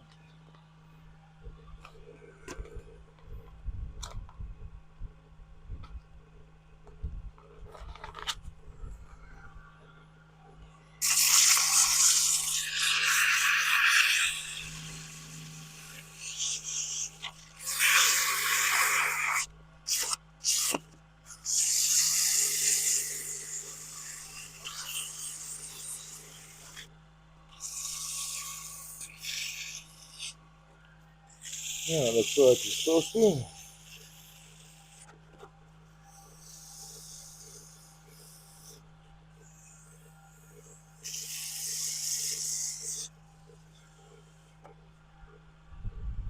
Power button. There we go. All right, so that's the next one. Oops, it's locked down.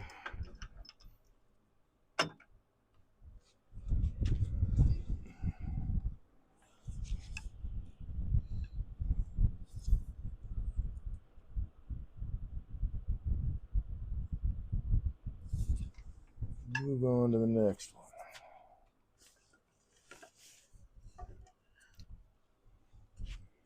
Which side did I drive it in? That side, it looks like. Or did I? Nope, not that side. That side.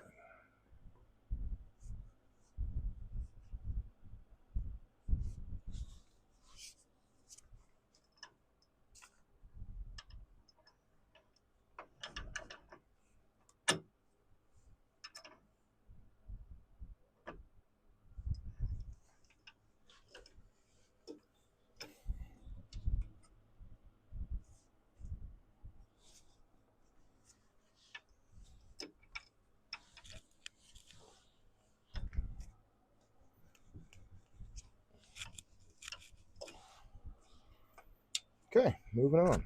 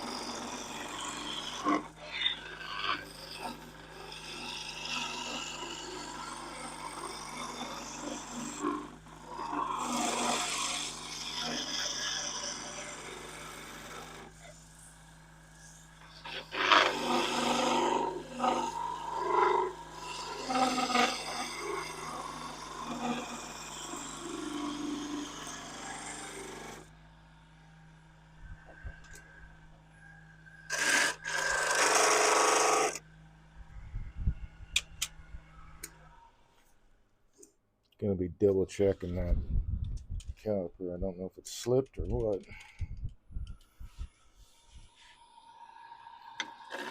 And the stock is 1 inch now.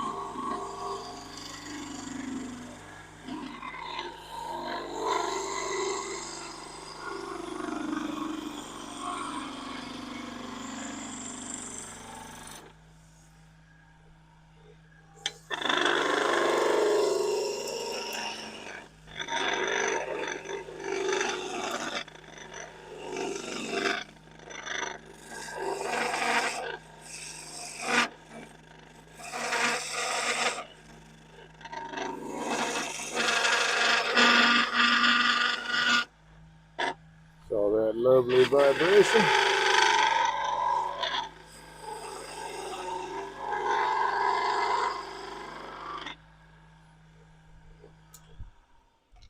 It should be sitting at 7/8 now. Yep.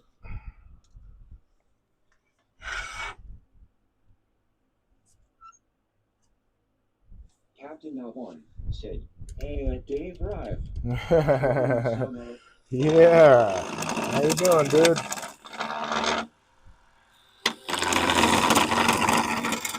Yep, I'm turning it on the right on because the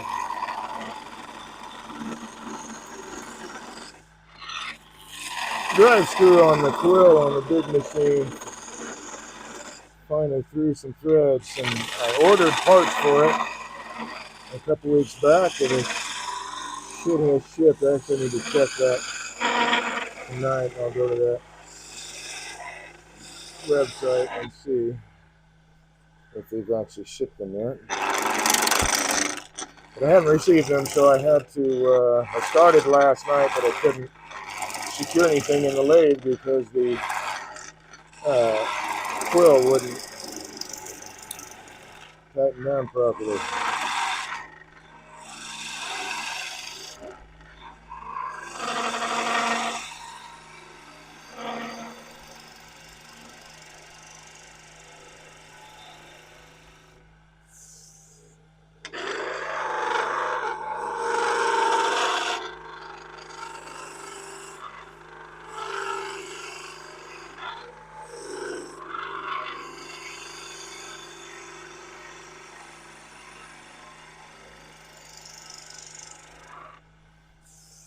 So I just got through telling folks they should visit your channel, check it out. You've been threatening to stream for a while. You finally got one under your belt, or at least a birthday stream last Sunday. Happy birthday again. Still a little fat. Captain One said, "Adobadus, how are you doing tonight? Thanks for tuning in."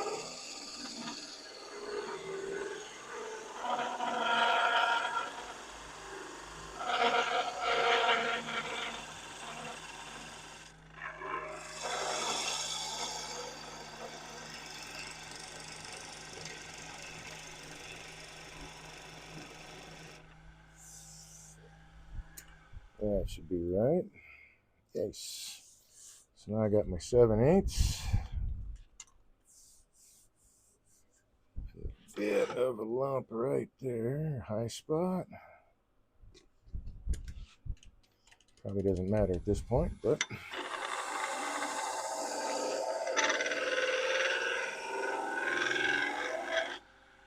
that was it.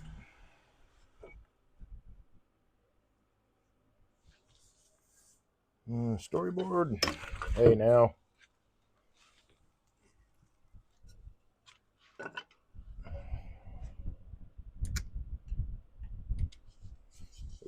That's not right.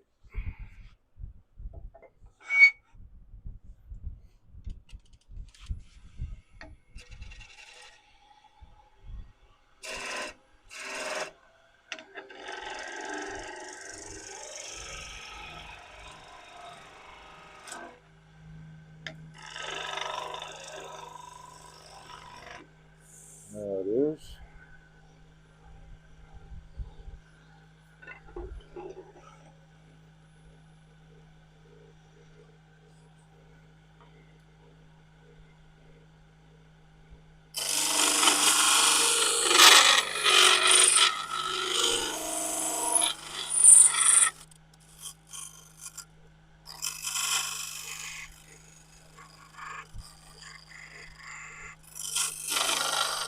Guess I don't have much choice on those.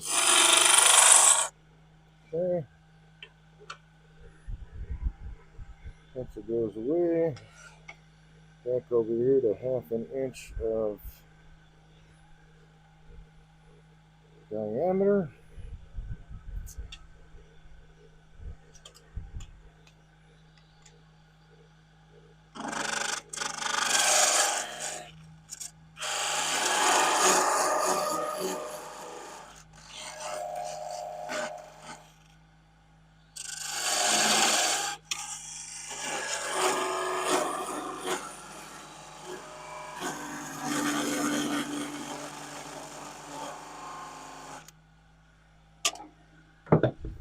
Let's just drop tools left and right. Okay. Other calipers. 1/2 inch. Okay. Just checking. All right. Let's throw down some more lines here. Wrong tool. You know what? Let's just put this tool away. I'm not going to be using this tool again. Well, I wonder if I can do. Let's see if I can do this. Captain One said, Adobadus fires. Where are you at? He's at ground zero, man.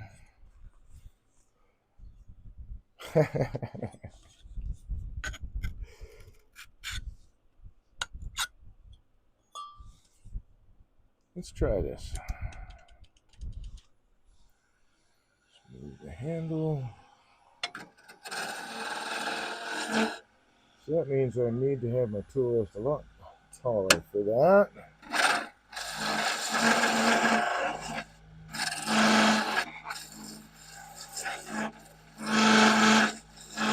Yeah, I'll just put this one away. I don't want to keep moving the tool rest up and down, so I'm just trying to keep it to tools that'll work within the range of the tool rest is set at. Eeny, meeny, miny, mo.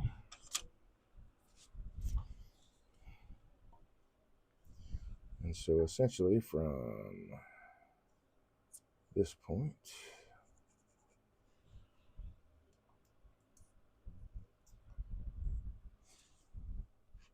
on handle.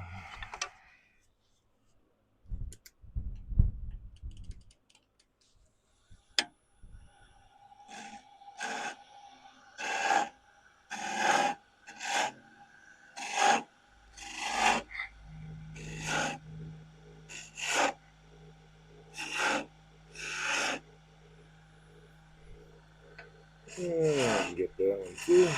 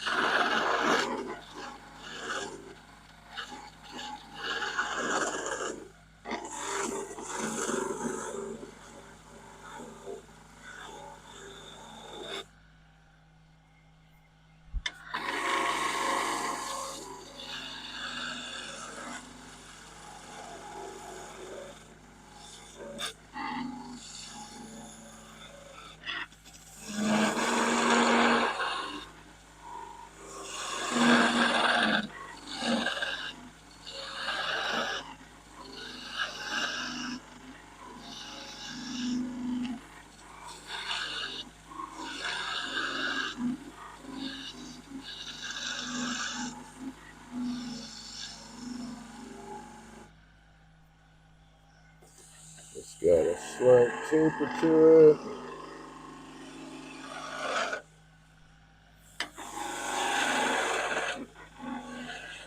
Keep using that point.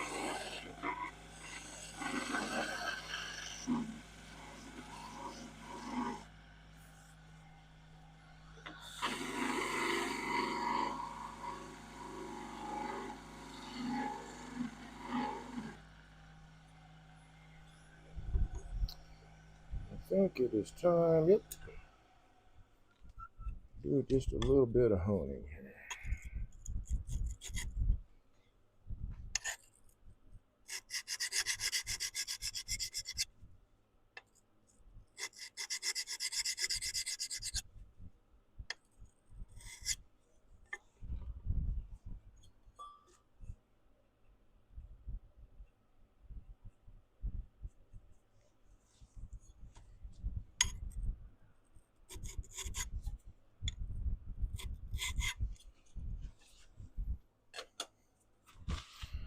Okay, let me take this guy down to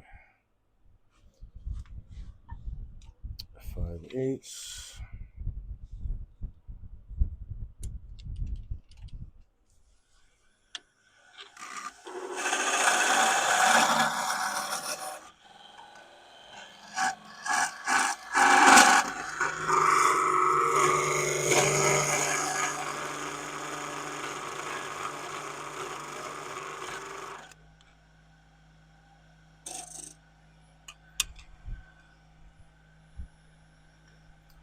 And right next to it, down to 5/8.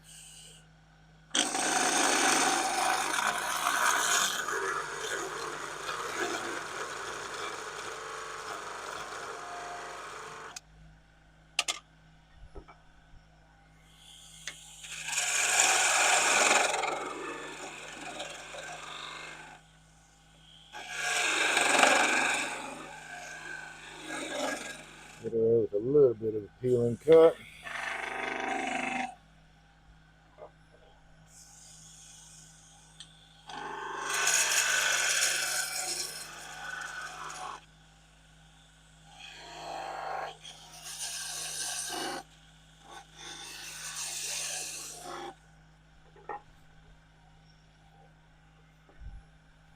That's right, this has got to be 3/4.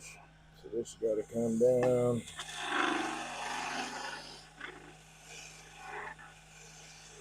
Oh, that's the sound I want to hear.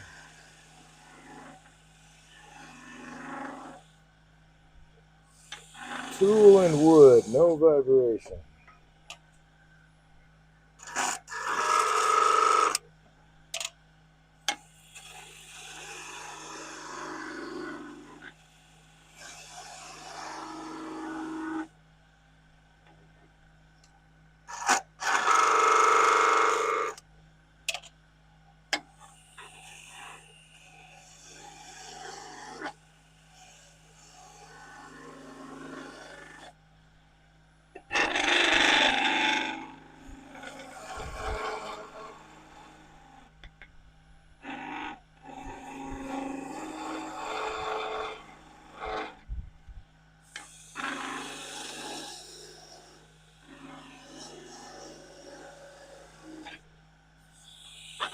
Careful there, Dave.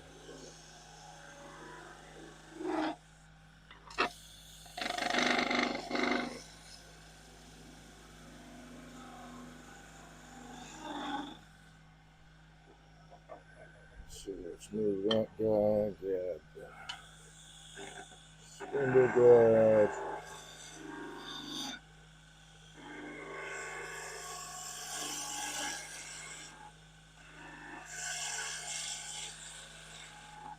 Get that taper.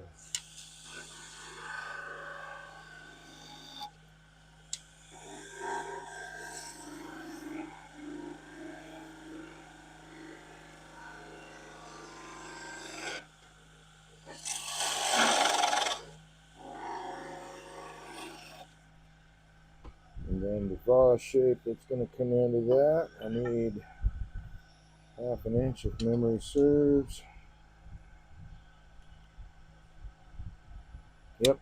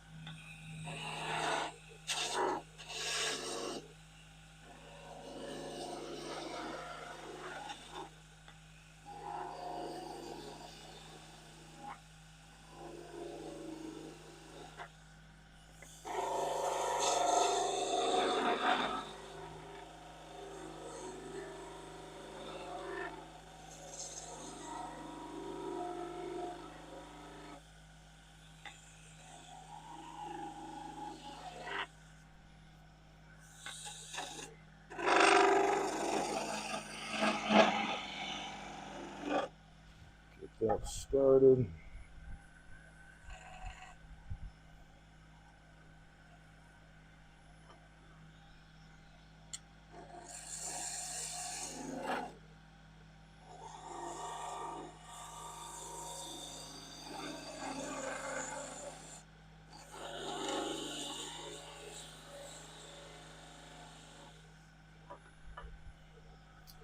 All right, this is going to be 3/4 of an inch. So though I had a spiral catch, I'm going to take it down anyway. Well, spiral skate, I guess.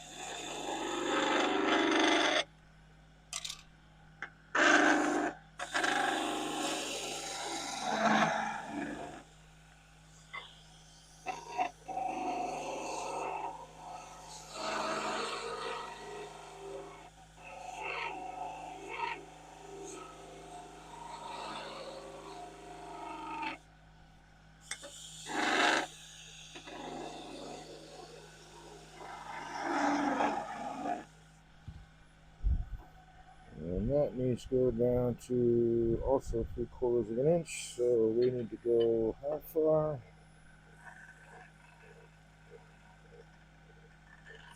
So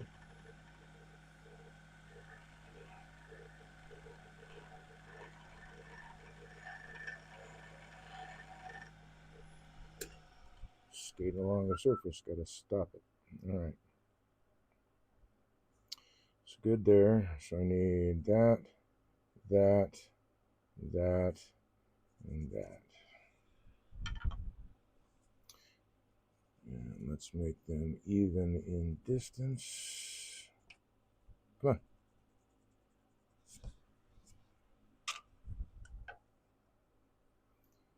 So boom, that's that one, that's that one, that's that one, and that is that one right there.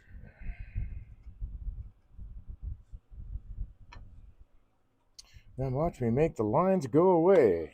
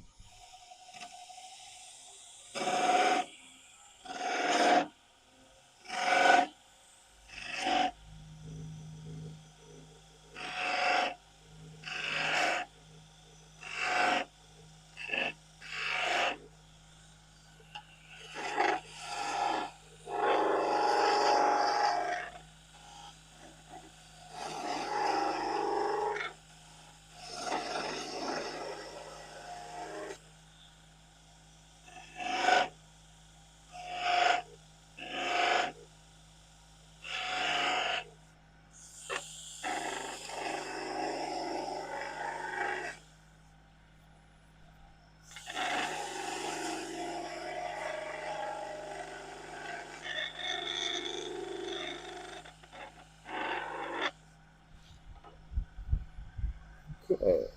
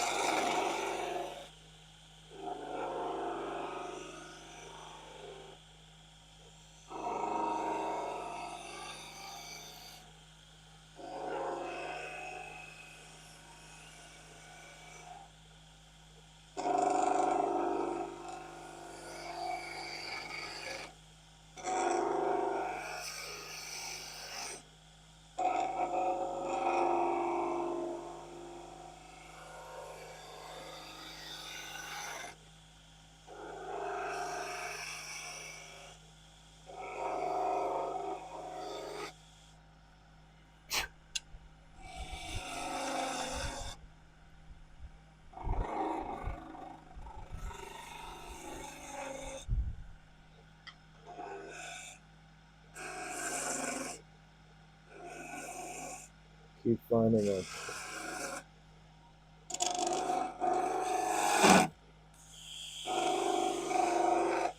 sticking my tongue out on the more difficult spots. I think that's hilarious.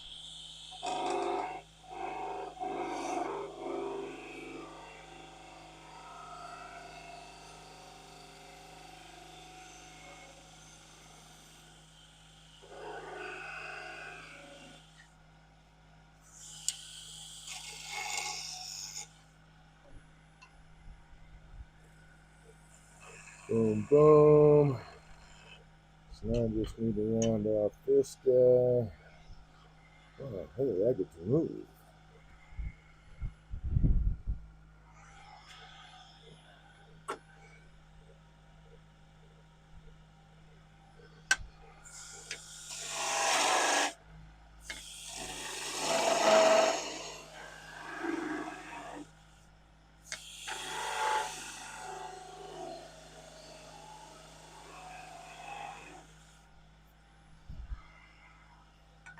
And work my way down to 5/8.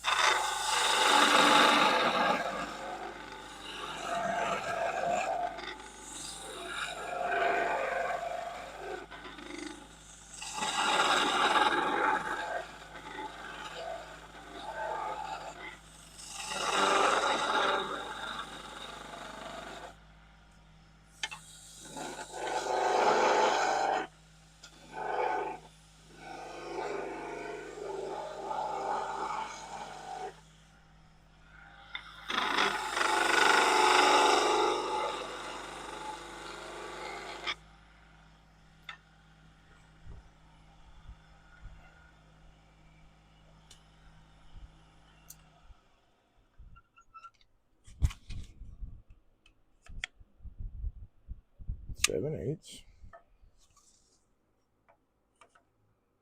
7/8. This should be 5/8 in about here. Just a little bit more to go.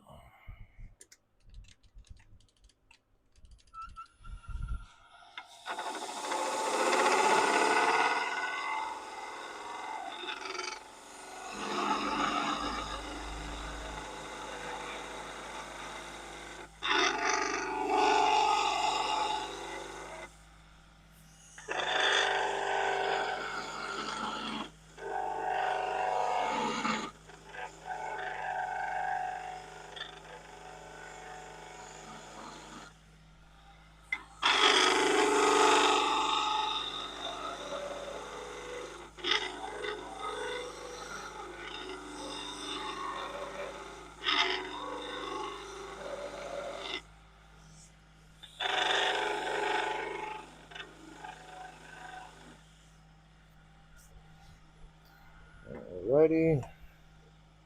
This still looks a little thick.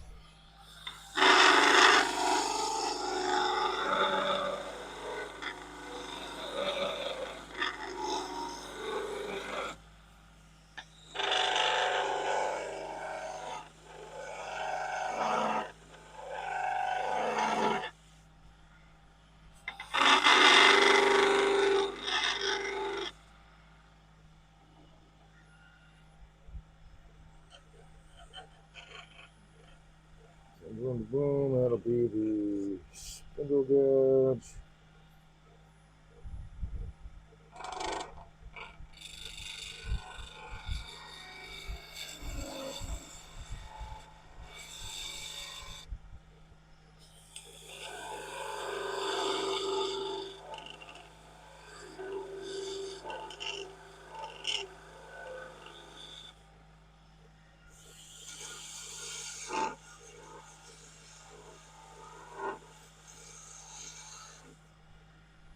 Use a spindle gouge like a skewer for a minute.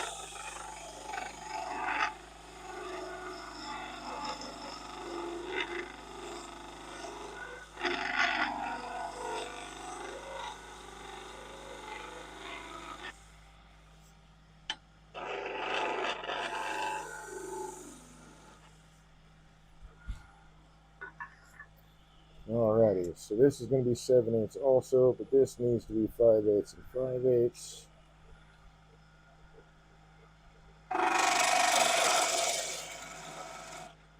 Okay, stay there.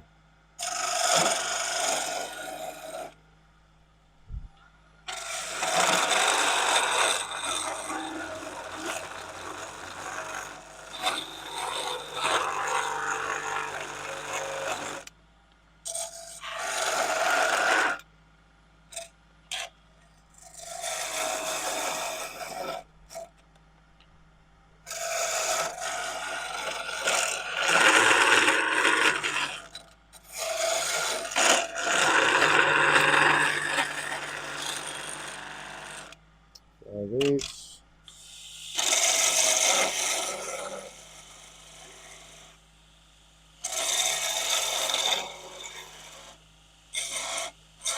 Be another nice thing with a spindle steady too. I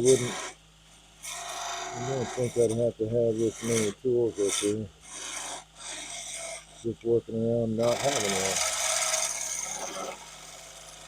for this leg.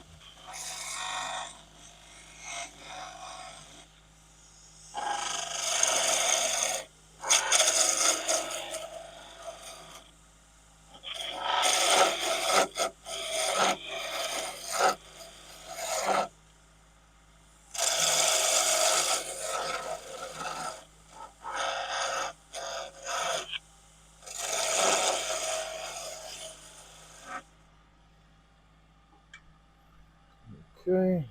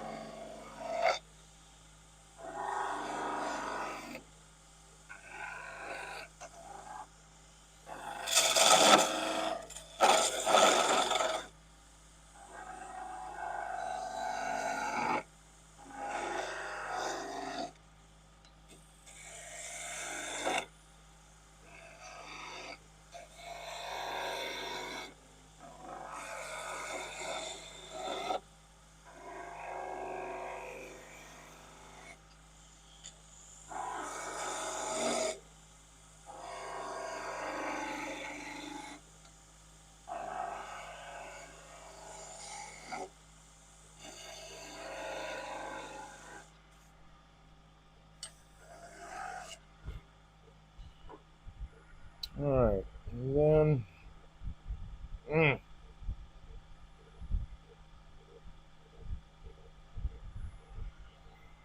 get my hand to wake up. Move this.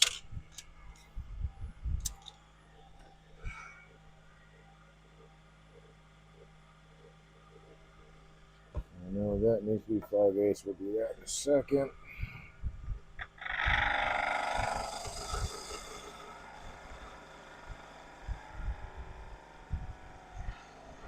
Ah, nice. That's the shape I want. Now we're going to 5/8 down here.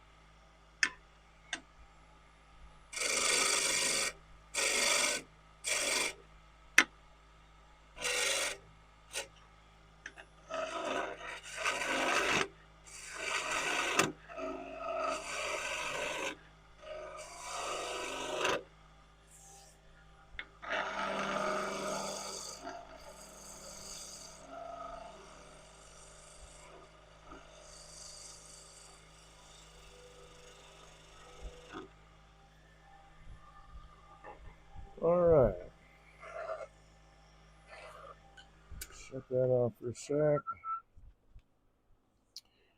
Need to mark my tenons here. So one goes there.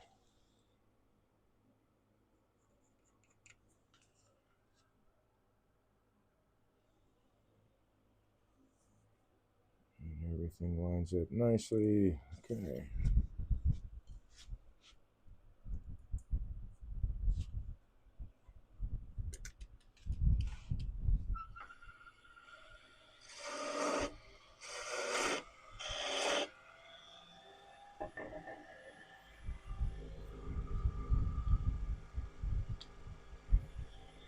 It still seems like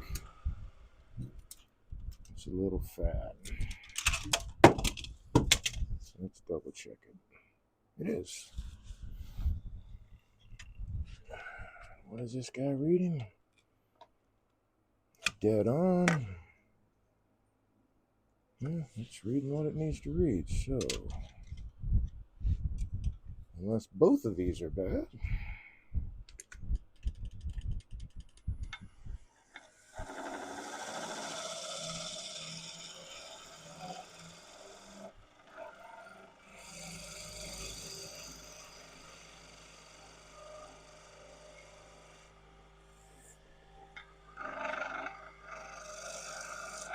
Just adjust the tape here a little bit.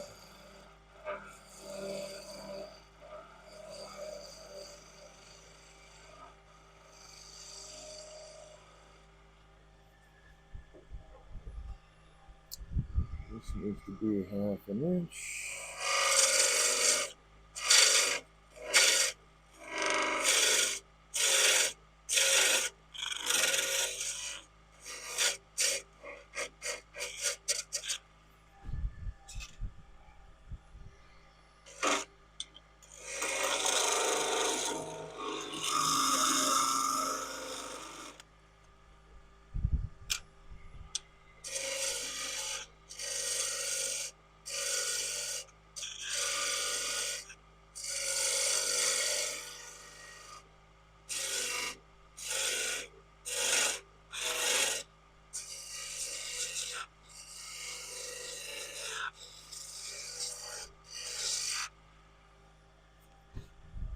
That is, I Captain of one song, I got the way. Animal, I'll build up. Oh,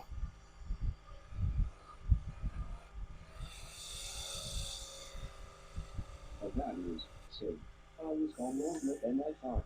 Oops. no worries, man. Welcome back.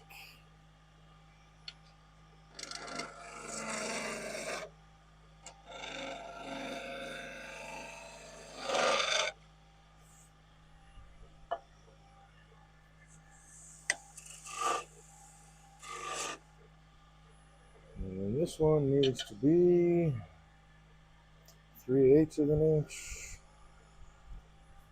Storyboard says 3/8 of an inch, so 3/8 of an inch it is.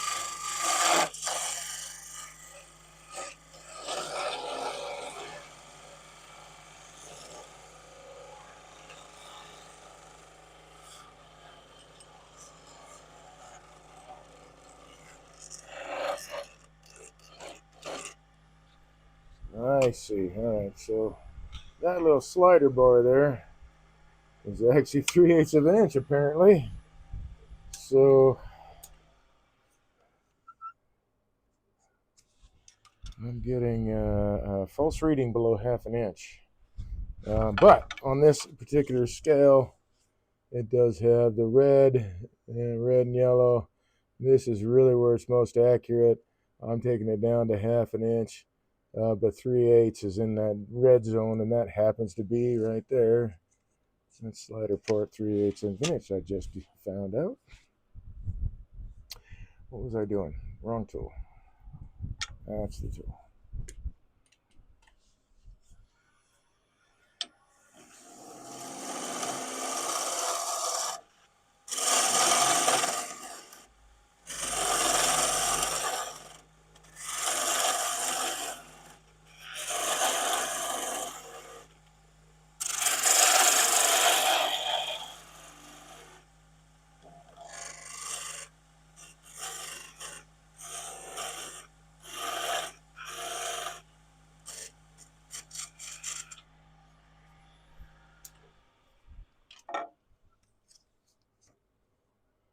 And that's what I got, 3/8 of an inch.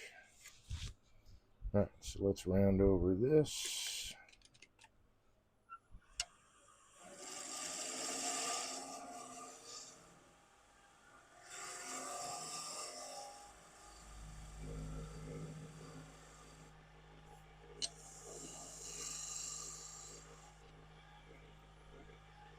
Now we can do some sanding.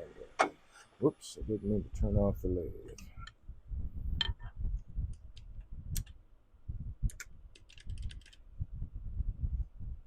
Start you. How we doing? Ah, wow. So anyway, this is taking a little bit longer, but that's just the way it goes because, like I said, I'm working on a smaller lathe with a longer span. There's my abrasive, so let's get some new abrasive because I'm not walking around the side.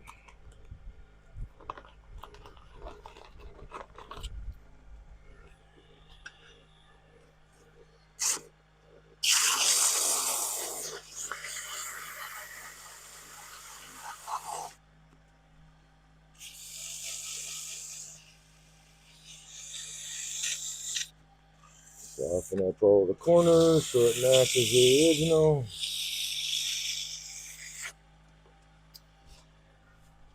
Well, I'm not going to the other side for that one either.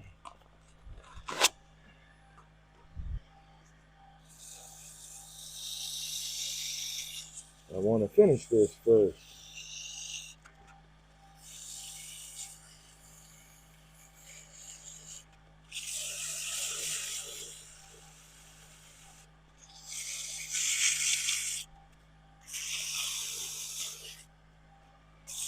And the edges.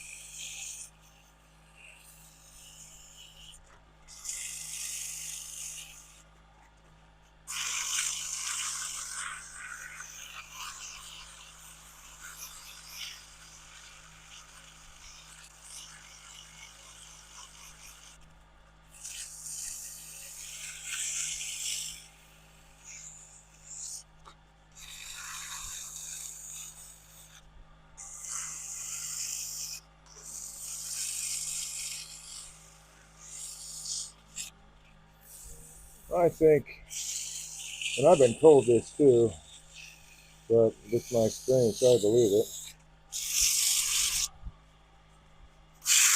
One of the hardest things to do in wood turning without lots of practice is copying things.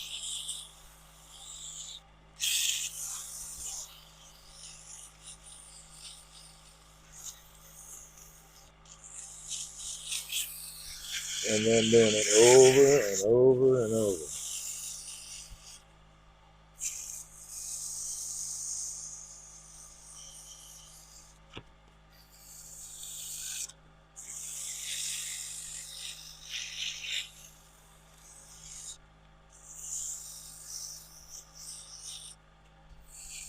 Shit. I don't know what it was 100 balusters, right, Mike?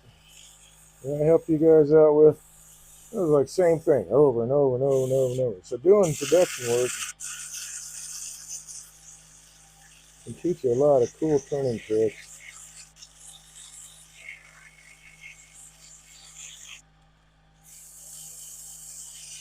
But you got to have your tool handling skills.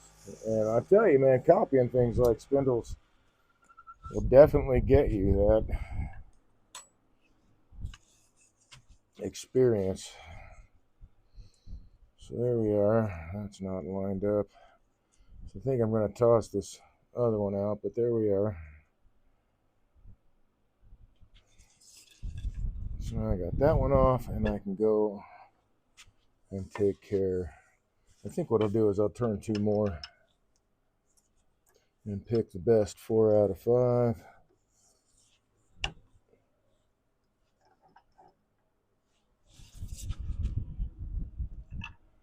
But that's 3 so far. Oh, that's the one that split. I can't use that one. So I'll have to cut some more blanks, in fact. Billets, whatever.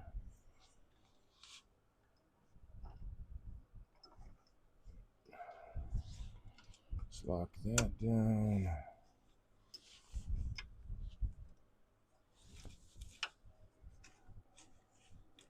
So I really don't need to put like tons of pressure on this to drive that in, because I tapped it in with a mallet first. And like I said with this piece, when it split 5 different ways, like, yeah, that was a bad piece. Glad I found it ahead of time. I would hate for that to come apart on the lathe. All right, what are we looking at time? 10 till 11. Well, let's round this guy out, and then we'll wrap up. I'm gonna have to cut more blanks anyway. We'll wrap this up. Let's unlock the spindle around this guy. So this guy right here is actually 7/8 of an inch square. In turning or cutting out my blanks, I did wind up with one, or actually 2, that were exactly 7/8 of an inch out of the 8/4 stock or 2-inch stock I had picked up. And 7/8 of an inch is the widest diameter on the spindle anyway, so that works out.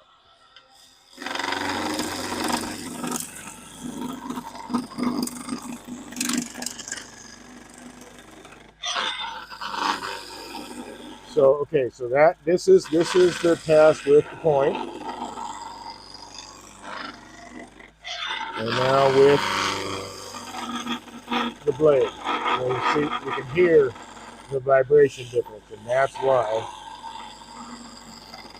when I'm doing long spindles like this, I'll use that point to round it out. So don't get, it dampens the vibration down quite a bit.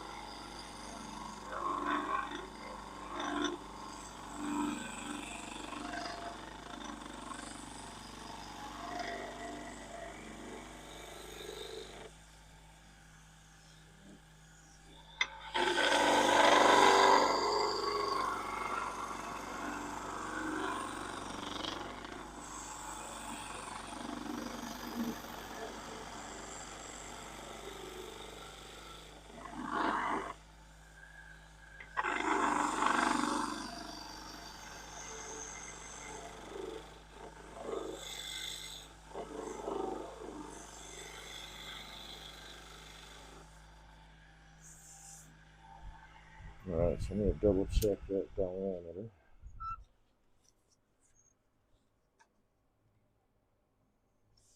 Yep, I didn't have, so 7/8 of an inch square, but not quite on one side. So this blank is going to be too small, this billet, but I'll continue to round it out because I can use it for other spindle work, finials, whatever.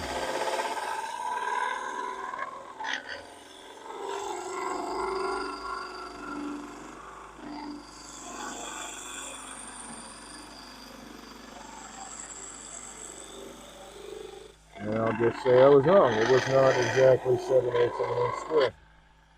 So I'll have to cut, like I said, some more billets, but I've got, when I bought the material, I got extra for situations like this or finding bad wood.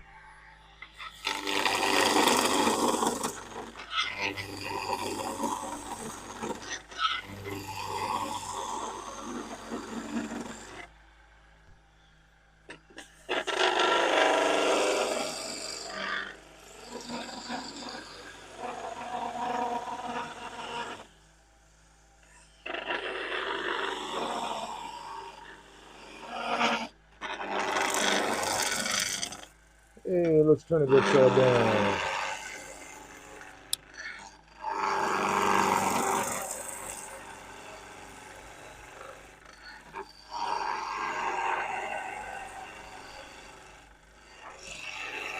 Why not? The skew doesn't care.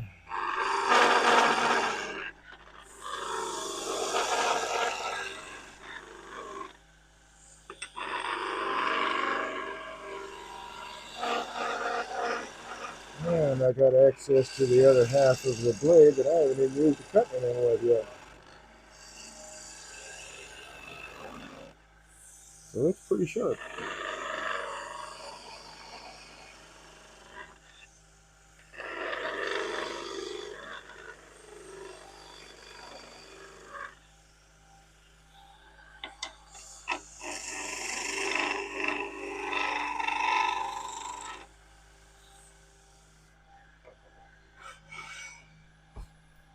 And since I went that far,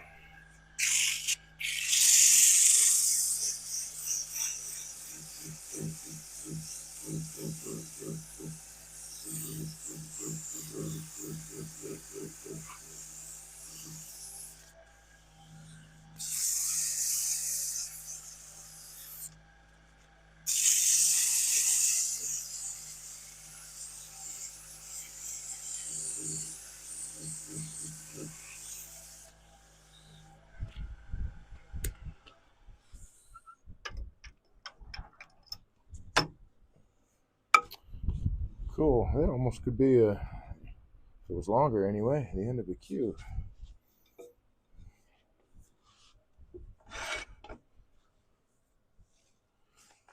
All right, so that wraps that up for this evening. Let's bring these back out.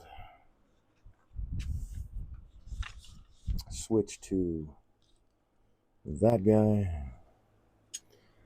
Oh, looks like I need to clean off the lens a bit.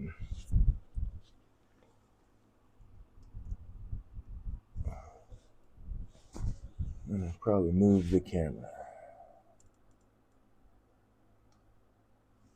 Why is that not tight? Okay.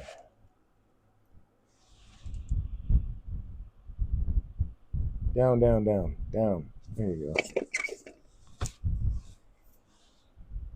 That helped a little bit. Turn that one off. That helped a little bit.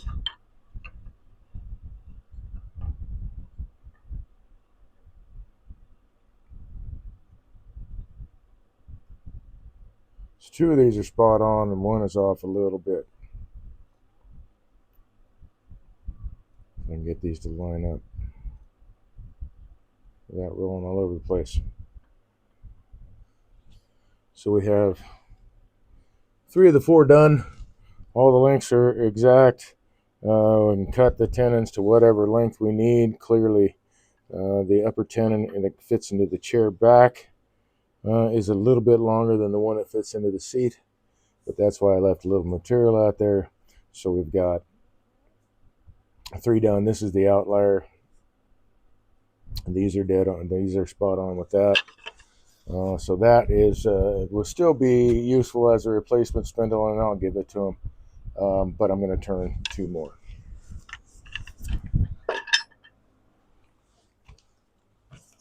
So let's bring this guy up. Excuse me. That's off, that's off, that's off. And now that's off. How does that? Yeah, cool. All right. All right, so might need maybe a touch more light. All right. So thanks, folks, for joining me. I don't, I want to take a quick peek. Actually, let's see. We've got Mosquito, aka Chris. Hey, thanks for joining. You are new to the channel. I do not recognize the name. The SWK. Thanks also for joining the channel. Appreciate it. Cherry Bell Design. Hey, welcome back. I didn't see you on chat, but I do see that you've signed in. Thanks for coming back. Captain OB, of course. How you doing, dude? Paranoid Squatch, TC Schmo. Call me Yaz. Hey, I haven't seen you in a while. Thanks for stopping by. Paranoid Squatch said, Thanks for this drum dig. MLWK, that's new to me. Thank you for joining. Otto Van Joe has joined the channel. That's also new to me. So thank you, new viewers. I appreciate that. My name is Dave. I'm a wood turner. Let's go back to just to make sure I can be in the camera frame. I started turning as therapy for PTSD and found out I had a knack for it. Fell in love with it. Then I started teaching it. Fell in love with that. So I started this channel to become a better teacher and a better demonstrator and a better turner too. The more I share the knowledge and information that I've gained over the years with other turners, the more it gets cemented into my own head, and it's a win-win, right? So I think most of the people that I've met in actually almost all the people that I've met in the wood turning world have been really, really groovy folks. I do know that it's a big, wide world out there. The things that I turn are the things that I turn. There are thousands of people out there turning many beautiful, different things. I think it's amazing. I myself am just scratching the tip of the iceberg. I know it, but there's plenty of room for everybody's vision. So if you haven't gotten into wood turning yet, and you have an interest in it, I highly recommend it. Not only is it fantastic therapy, very relaxing once you get the tool skills down and all that. Um, uh, just having the instant gratification pretty much met on the lathe. You know, you throw a hunk of timber up there, something like this, and then you get something like this in a short amount of time. So that whole instant gratification that human beings have, I think that just dropped actually, gets met with wood turning. Um, I'm sure it also gets met with other things like ceramics, pottery, and all that kind of stuff. But we're not talking about that because I'm not throwing clay. I'm throwing around lumps of wood. But just absolutely well worth the effort, I think. But then again, like I said, I started this as therapy. This is still my therapy. It works really, really well for that. It gives me that focus of being right here, right now. I've got to pay attention to what's happening right in front of my face. I can't be where I used to be, where I was, where I think I should be. I have to be right here. Squatch, thanks for the gift sub. Awesome. Hey, right on, Squatch. Very. Oh yeah, there I see it. It's even in the and to call me as. Right on, dude. Hey, you gifted 12 subs on the channel. Wow, dude. That's thank you, thank you. That's great. So, having said that, I've got a couple more blanks to turn billets to cut when it's light out. That would be not well tomorrow afternoon. Or something like that. Got things going on every day. So sometime tomorrow I'll cut some more billets and then I'll turn them out. And what the heck, man, I'll stream that too. So it might be Friday night. It'll be one of the nights coming up. I'll start streaming. So if you're interested, keep your eyes peeled for the channel. If you have subscribed or you follow the channel, you should get it in your notifications. And again, thank you for the support. Thank you for joining me this evening. Even if you're looking in the background, that's still support for the channel because you're watching. So whoever you're doing that for, even for me, thank you. It helps everybody. I do the same thing. I'll sit and turn on the channel and then, hey, I'm lurking. I'm whatever, but it helps everybody. So thank you very much for your support. Thank you for any subscriptions that you have made to this channel. I greatly appreciate that. I hope you all stay friendly. I hope you enjoy the rest of your evening, and I hope to see you next time right here on Twitch. Yeah. Gotta love it, man. Take care, folks. Good night.